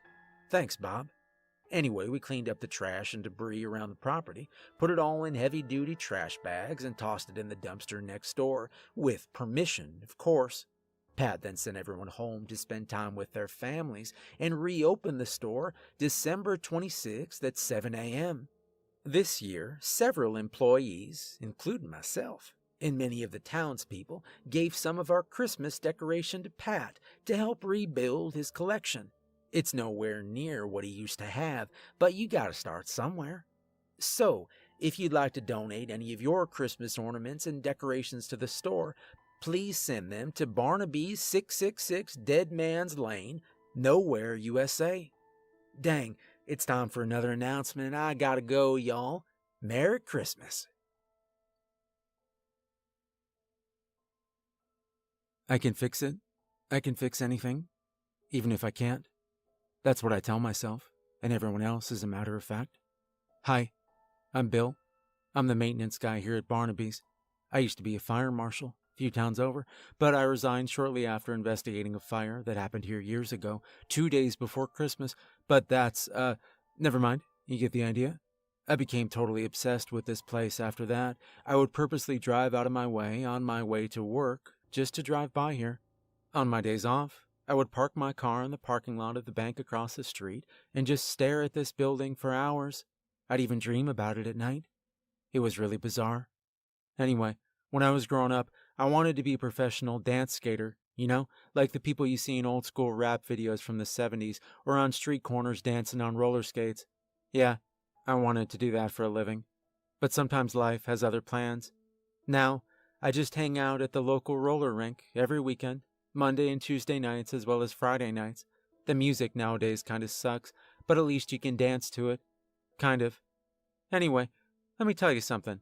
I decided to stop by the store one day for some Band-Aids, gauze pads, and peroxide. Some say I'm accident prone. I don't really see it though. I talked to Pat, the owner, and he said he was looking for a maintenance guy. I thought, here's my opportunity. As I am fully trained in plumbing and electrical. Yeah, right. I have no idea what I'm doing. I just wing it most days. Don't tell Pat. Pat agreed to hire me on, and I resigned from the fire marshal position the same day. It's a lot less money, but there's something about this place. It's like I belong here. Now, as the maintenance guy, I'm responsible for making sure all the cooler cases, lighting units, roll-up doors, deli slicers, ovens, and fryers, among many other things, are all in working condition. Yeah, I know what you're thinking. What about the chicken fryer incident? That was not my fault. If that guy hadn't have accidentally dropped his fountain drink full of ice into the fryer when he was turning it off, that would not have happened. Melanie didn't tell you that in her story, did she? What was he doing with a fountain drink by the fryer in the first place? We're not allowed to eat or drink in prep areas. Anyway, I'm not supposed to mess with the heating units, the air conditioning systems, or the ventilation systems because I'm not HVAC certified. But that doesn't stop me. I like to push a few buttons every now and then just to see what happens. Now, for those of you that don't know what HVAC stands for, wait a minute. I don't even know what it stands for. Give me a minute. I'm going to look it up on my phone. Okay, I got it. It stands for heating, ventilation, and air conditioning. Apparently, you have to be trained to work on those things. Yeah, right. I ain't got time for all that. Anyway, let me tell you something. Barnaby's is a very old store. We don't have one of those nice, fancy, digital temperature-controlled water heaters like the big-name stores do. No, we still have a boiler. That's right, a boiler. In the basement. Yes, there's a basement. It's not a full-size basement, though. More like a 10 by 20 foot room below the store. The entrance to the basement is between both bathroom doors, by the cash office at the front of the store. Now, for those of you that don't know the difference between a water heater and boiler, you're going to have to look it up for yourself. I got a story to tell. Now, the basement is off limits to the normal employees, but not me. I've never been normal, and I like it that way. But seriously, only Pat, myself, and the HVAC guys are allowed down there. Now, let me tell you something. The basement is creepy as hell. I love it. It's cold, dark, musty, noisy, and smells like decaying mice and foot sweat. I told you I wasn't normal. The walls are made of cinder blocks. The floor is made of exposed concrete, and the ceiling is made of metal, with various sized water pipes running along it that leak on occasion. There's the boiler, all the compressors, fuse boxes, and a fold-out cot down there. Why a fold-out cot, you ask? Well, you see, I live in the basement. It's really not that bad, once you got used to the noise and the smell. I have electric and heat. There's a laundry tub with a working water faucet for when I need to wash up, and a 5-gallon bucket with a lid on it for when I have to use the bathroom late at night when the store's closed and the alarms are on. I've got a microwave, a coffee pot, a CD player, and a portable DVD player. Plus, I live at a grocery store, so I've got all kinds of food whenever I want, as long as I pay for it on payday.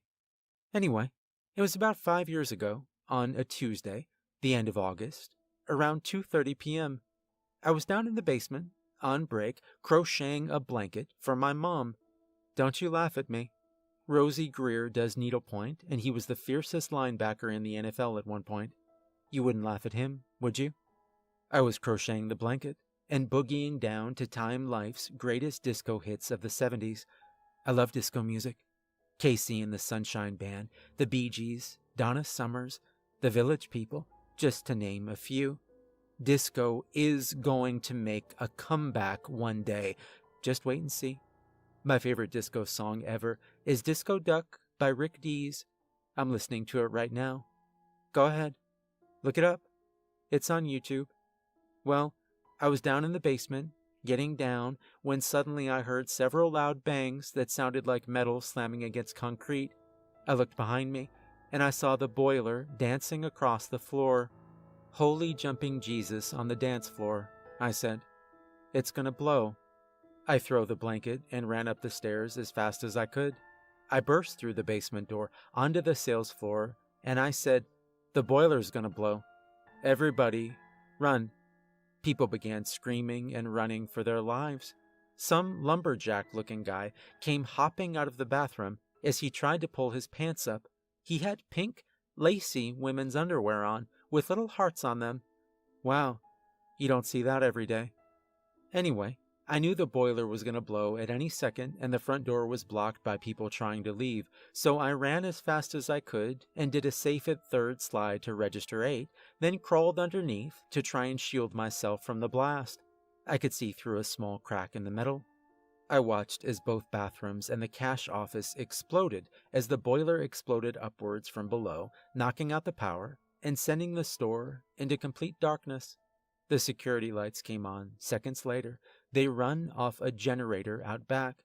Scalding hot boiling water, bricks, pieces of toilets, sinks, urinals, and large chunks of metal and wood flew through the air, as well as all the money in the cash office. The sound of car alarms and blood-curdling screams were heard soon after. Luckily, Candy, Catherine, and Pat were all on a coffee run at the time, so the office was empty. You see, we didn't have a safe at the time. We kept all the money locked up in a large wooden cabinet. Yeah, we got one now, though. Well, several people were hit by the explosion, sending their severely burned, mutilated bodies and body parts through the air as well, landing on displays, shelving, and the floor. the large pieces of wood and metal slamming down onto their bodies, killing those that weren't dead already. As the scalding hot boiling water poured down, several others began to reach and dive for the falling money. They began to scream in pain as they fell victim to their greed. The water landed on their faces, hands, and clothing. Their skin began to bubble and liquefy as they fell to the floor, dead, their clothes melting to their bodies until there was nothing left but a mound of colored goo and blood on the floor. That vision will forever haunt me in my dreams. I can still hear their screams, even in the daytime. Now, let me tell you something. I've seen a lot of burn victims as a member of the fire department, but I never seen anything like this before. 23 people died that day. Luckily, all the employees were accounted for. As the water shower slowly diminished, I crawled out from under the register, unharmed. I'm not going to lie, I grabbed a few handfuls of cash as I stood to check for any survivors. I used it to buy a new pair of roller skates and a couple outfits like Tony Manero wore in my all-time favorite movie, Saturday Night Fever. You know, John Travolta's character. No? Oh, come on. Work with me here, people. Anyway, as I stood up, I saw about 20 people, including several employees, standing there, staring at the damage. I turned to my left and saw directly out into the street. The whole left corner of the building was gone, and there was a huge gaping hole in the floor, sunlight pouring in from outside. Through the opening, I could see damaged cars, dead bodies, and body parts laying on the grass, the sidewalk, and in the road. One guy's body was up in a tree with a toilet seat cover covering his face. That's a real crappy way to go, I thought.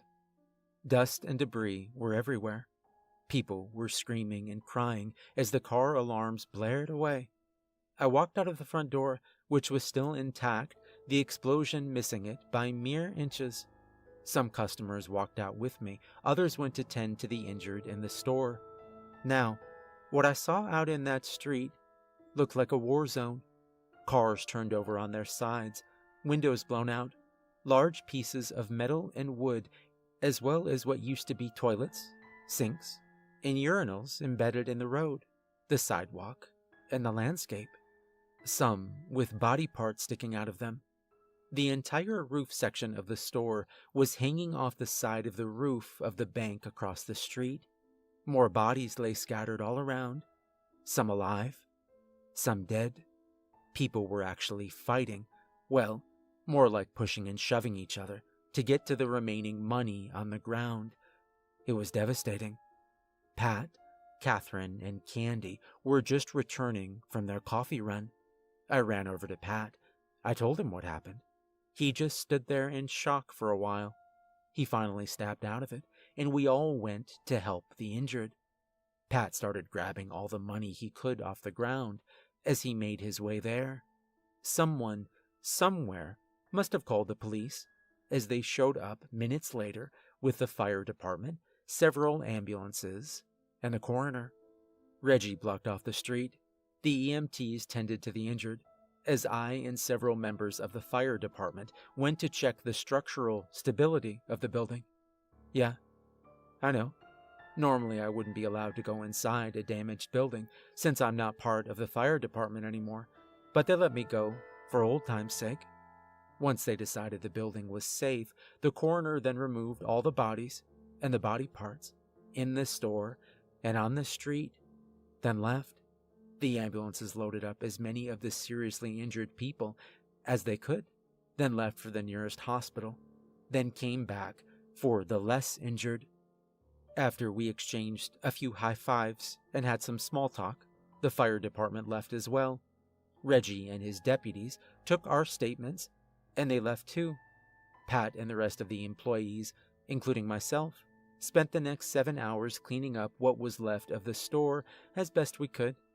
Pat set Catherine to get several huge tarps and rope from one of his storage units down the street to cover the hole in the building. Now, let me tell you something. It took 4 days for the town's cleanup crew to clean up all the debris, blood and water, and damaged vehicles from the street. It took 6 months and almost $100,000 to repair the damages to the store, the sidewalks, the road, and the landscape. Thanks to Barnaby's being a historical landmark, Pat didn't have to pay anything. The town took care of it all. But that's, you know. Bob from the hardware store came by the next day and built a security wall within the store so no one would fall in the hole, and so repair crews could work and the store could be open at the same time. Thanks, Bob. We had 2 porta potties out back to use restrooms. Produce, deli, and the meat room all washed their trays and pans at the funeral home next door. They were nice enough to let us use their cleaning facilities. Yuck.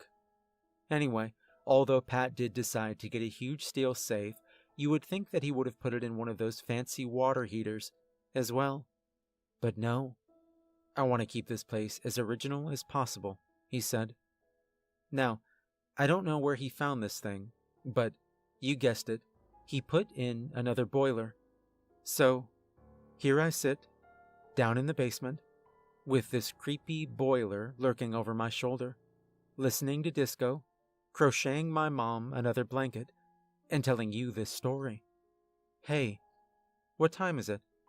Oh, Mamma Mia in a short bus. I gotta get dressed. Where's my suit? Where's my skates? I gotta go, people. It's disco night at the roller rink. Time to get my boogie on. Later, Tater. We're live in 3, 2... Hello, everyone. We interrupt your regularly scheduled program to bring you this special news bulletin. This is Stanley Stuckup, coming to you live from the newsroom. Another violent, horrific event has happened at Barnaby's grocery store. Joining us now is Barbara, our field reporter, to give you an update as to what happened. Hello, Barbara. Are you there? Barbara. We can see you, Barbara. Quit fixing your hair and pick up the microphone. Are we live? Yes, Barbara, we're live. We have been for the last 15 seconds. Don't get snippy with me, Stanley, just 'cause the baby's yours. Anyway, hi, this is Barbara Bubblehead, reporting live from Barnaby's grocery store. Excuse me, can I get an interview? Am I on TV? Yes, we're live. Hi, Mom. Can you tell us your name? I'm Sam, short for Samantha. I'm the scan analyst here at Barnaby's. So you work here? No, I just put on this ugly uniform and hang around the store all day just for fun. Yes, I work here. Oh, did you see what happened? See it? I was part of it. Wow, can you tell us what happened? Oh, I think my water just broke. I gotta go. Take the microphone, look into the camera, and tell us everything. Okay, here goes. As I said, my name is Sam. I'm the scan analyst here at Barnaby's. For those of you that don't know what a scan analyst is, it's just a glorified name for price checker. I'm in charge of making sure that all the pricing for all the items in the store are correct. I'm in charge of grocery, HBA, frozen food, dairy, front-end candy, tobacco, plus all the vendor items. I have to make sure that the little white price stickers that the employees put on the items match the price in my price book that Pat gives me every week, and that they both match the little white sticker on the shelf. Now, I just want to say that Barnaby's is a very old store. We don't have one of those fancy laser tag printing machines like the big name stores do. No, I have to hand write all the prices on all the tags for all the items. My hands hurt so bad by the end of the day. Anyway, when I was little, I wanted to be a marine biologist. But as I grew up, I developed ichthyophobia, which is the fear of fish. The way they swim underwater with no arms or legs and those beady little eyes. Ugh, I can't even go into the fish section of a pet store without freaking out. Hell, I had trouble watching Finding Nemo, for God's sake. That's a cartoon. But anyway, you don't care about that. Let me tell you what happened. It was about 5:45 this morning. Pat and I met at the coffee shop across the street, like we always do. We take turns buying coffee for each other. I take mine with cream and sugar. He takes his black. That's disgusting. Well, we got our coffee and made our way to the store around 6 o'clock. Now I know what you're thinking. Why are they heading to the store at 6 if it doesn't open till 7? Well, the store doesn't open to the public until 7. Pat and I usually go in early to get a head start on things we have to do for the day. He does paperwork and payroll while I start my price checks. Sometimes other employees come in early as well for cleaning or to get a head start during holidays or days we know are going to be busy. Today was a normal day. Well, it was supposed to be. We arrived at the store, got out of our cars, and started walking towards the building. From out of nowhere came this guy, about 6 feet tall, dressed in all black with a black ski mask covering his face. I gasped and stood there frozen in fear. He walked up to Pat, who didn't seem fazed at all, and asked, "What time do you open?" 7 o'clock, Pat said. Then, with lightning speed, the guy pulled a handgun out of the waistband of his pants and put it to the back of Pat's head and said, "You're open now. Get inside, both of you, and lock the door." I was shaking, crying, and scared to death at that point. "Shut up!" he screamed at me. We walked in the store with only the security lights to see by. The motion detectors kicked on and turned all the lights on and turned the security lights off, startling all of us. "Get on your knees and don't move," he ordered. We did what we were told. Waving the gun back and forth between the both of us, he screamed, "Where's the money?" "The cash office. It's in the cash office," Pat said nonchalantly. "Get up," he told Pat. "Let's go, and don't you move," he said, looking at me, "or I'll put a bullet in his head." I stayed right where I was. They walked back to the cash office, went inside, and came back out a few minutes later. The guy was holding a blue bank deposit bag, which I assume was the money, still holding the gun to Pat's head. "Turn around," he told Pat. Pat turned, and as he did, the guy stepped back, raised the gun, and said, "Have a nice day."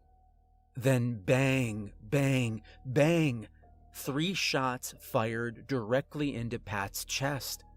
Pat stumbled back, hitting the wall and sliding down into a sitting position, then falling over to his right, blood pouring out of his chest and all over the floor as he struggled to breathe. I screamed as he took his last breath. Pat was dead. The guy ran to go out the front door, but slammed headfirst into it. He ran headfirst into a locked door. What an idiot. Well, he stumbled back, holding his head. Just then, Lily, the Native American woman that runs that place out back, she came in early too, apparently, because she came out of the back room and screamed. The guy turned and fired 2 more shots in her direction. Luckily, he missed. Lily began screaming, "Hallowee, Hallowee," which I later found out is Cherokee for help. Anyway, all of a sudden, every single light in the store went out. A sudden gunshot and the clicking of an empty gun was heard soon after. Clicking, I thought. He's out of bullets. I went to get up, but quickly changed my mind, because just then the sound of tom-tom drums filled the air as an intensely bright white ball of light began to glow above Pat's dead body and illuminated the area where we were as well.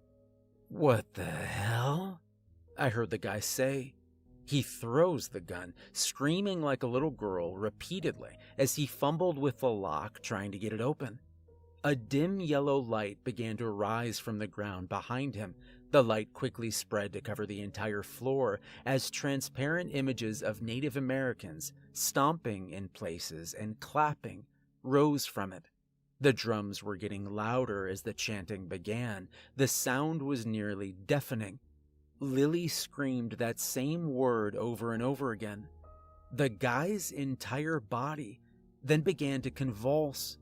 Several whooshing sounds were heard as arrows from all directions suddenly appeared out of thin air and shot directly into the guy's chest, stomach, arms, and legs, one right after the other. A few arrows hit his groin area as well as his face, through both eye sockets and his mouth as he screamed, blood oozing from every hole. His bloody, arrow-covered body then fell face first to the ground, driving the arrows completely through his body and out the other side. He looked like a human pincushion. The Native American images stopped stomping all at once and just stood there. The drumming stopped, the chanting stopped, and it was dead silent. The bright white ball of light then began to pulsate very fast, like a turn signal about to blow. It then shot directly into Pat's blood-soaked body. His body lit up so brightly I had to cover my eyes to shield them from the light. After a few seconds, a loud bang was heard, like the sound of a sonic boom, causing the entire floor to shake, knocking over displays and the green M&M stand-up cardboard cutout that we had by the front registers. You know, the girl M&M. I love M&Ms. The way they melt in your mouth, not in your hands, it's mind-blowing. Anyway, after the shaking stopped, every light in the store came back on, and the images disappeared. I sat there with my hands covering my face, shaking and crying. Lily came running out from the back room to make sure I was okay. She helped me up, and we made our way to the front door. I put my hand at the right side of my face, blocking my vision, so I wouldn't have to see Pat's dead body. We had no choice but to step in the blood of the guy as we got to the front door, unlocked it, and prepared to leave. Just as we were about to walk out the door, we heard a low moaning sound. We looked to our right and saw Pat. He was moving. He was alive. No bullet holes, no blood, no nothing. Like it never happened. He sat up and began to pat his chest, then looked at us in total confusion. We both ran and hugged him and helped him up off the floor. "What happened?" he said. "I'll explain it later. Let's get the hell out of here," I said. We unlocked the door. Pat accidentally, on purpose, kicked the guy in the head as he grabbed the bloody bank bag, and we all stepped outside. There were customers waiting for the store to open. "I'm sorry, folks. Barnaby's is closed today," he said. The crowd dispersed as Lily called the police from her cell phone. We walked over to the coffee shop across the street, and I bought Pat the biggest cup of coffee they had. After what he'd been through, he deserved it. The cops showed up about 20 minutes later with a couple ambulances and a coroner. We walked back to the store when they arrived. The EMTs tended to Pat, Lily, and myself and found nothing physically wrong with any of us. Pat was physically dead less than an hour ago from 3 gunshot wounds to the chest, and now he's perfectly fine. The Native Americans saved his life. The coroner loaded up the guy's body, arrows and all, and they left. The cops took our statements and left, so did the EMTs. Pat called Steven to come in and clean up the mess. He's waiting inside for him to show up. Lily went to go open her place, and I was walking to my car so I can leave as well when that blonde lady asked to talk to me. So, that's what happened. Back to you, Stanley. Stanley? Are you there, Stanley? Yes, I'm here. I was on the phone with Barbara. We're having a boy. I gotta get to the hospital. I gotta go. Goodbye, everyone. And we're out.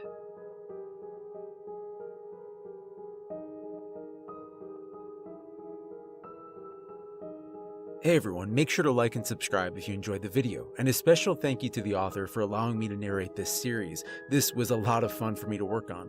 Make sure to check out more of their work through the link in the description. If you'd like to support me further, there's a link to my Patreon in the description, and remember, if you're ever running low on food and want a fun night, Barnaby's is the best store in town.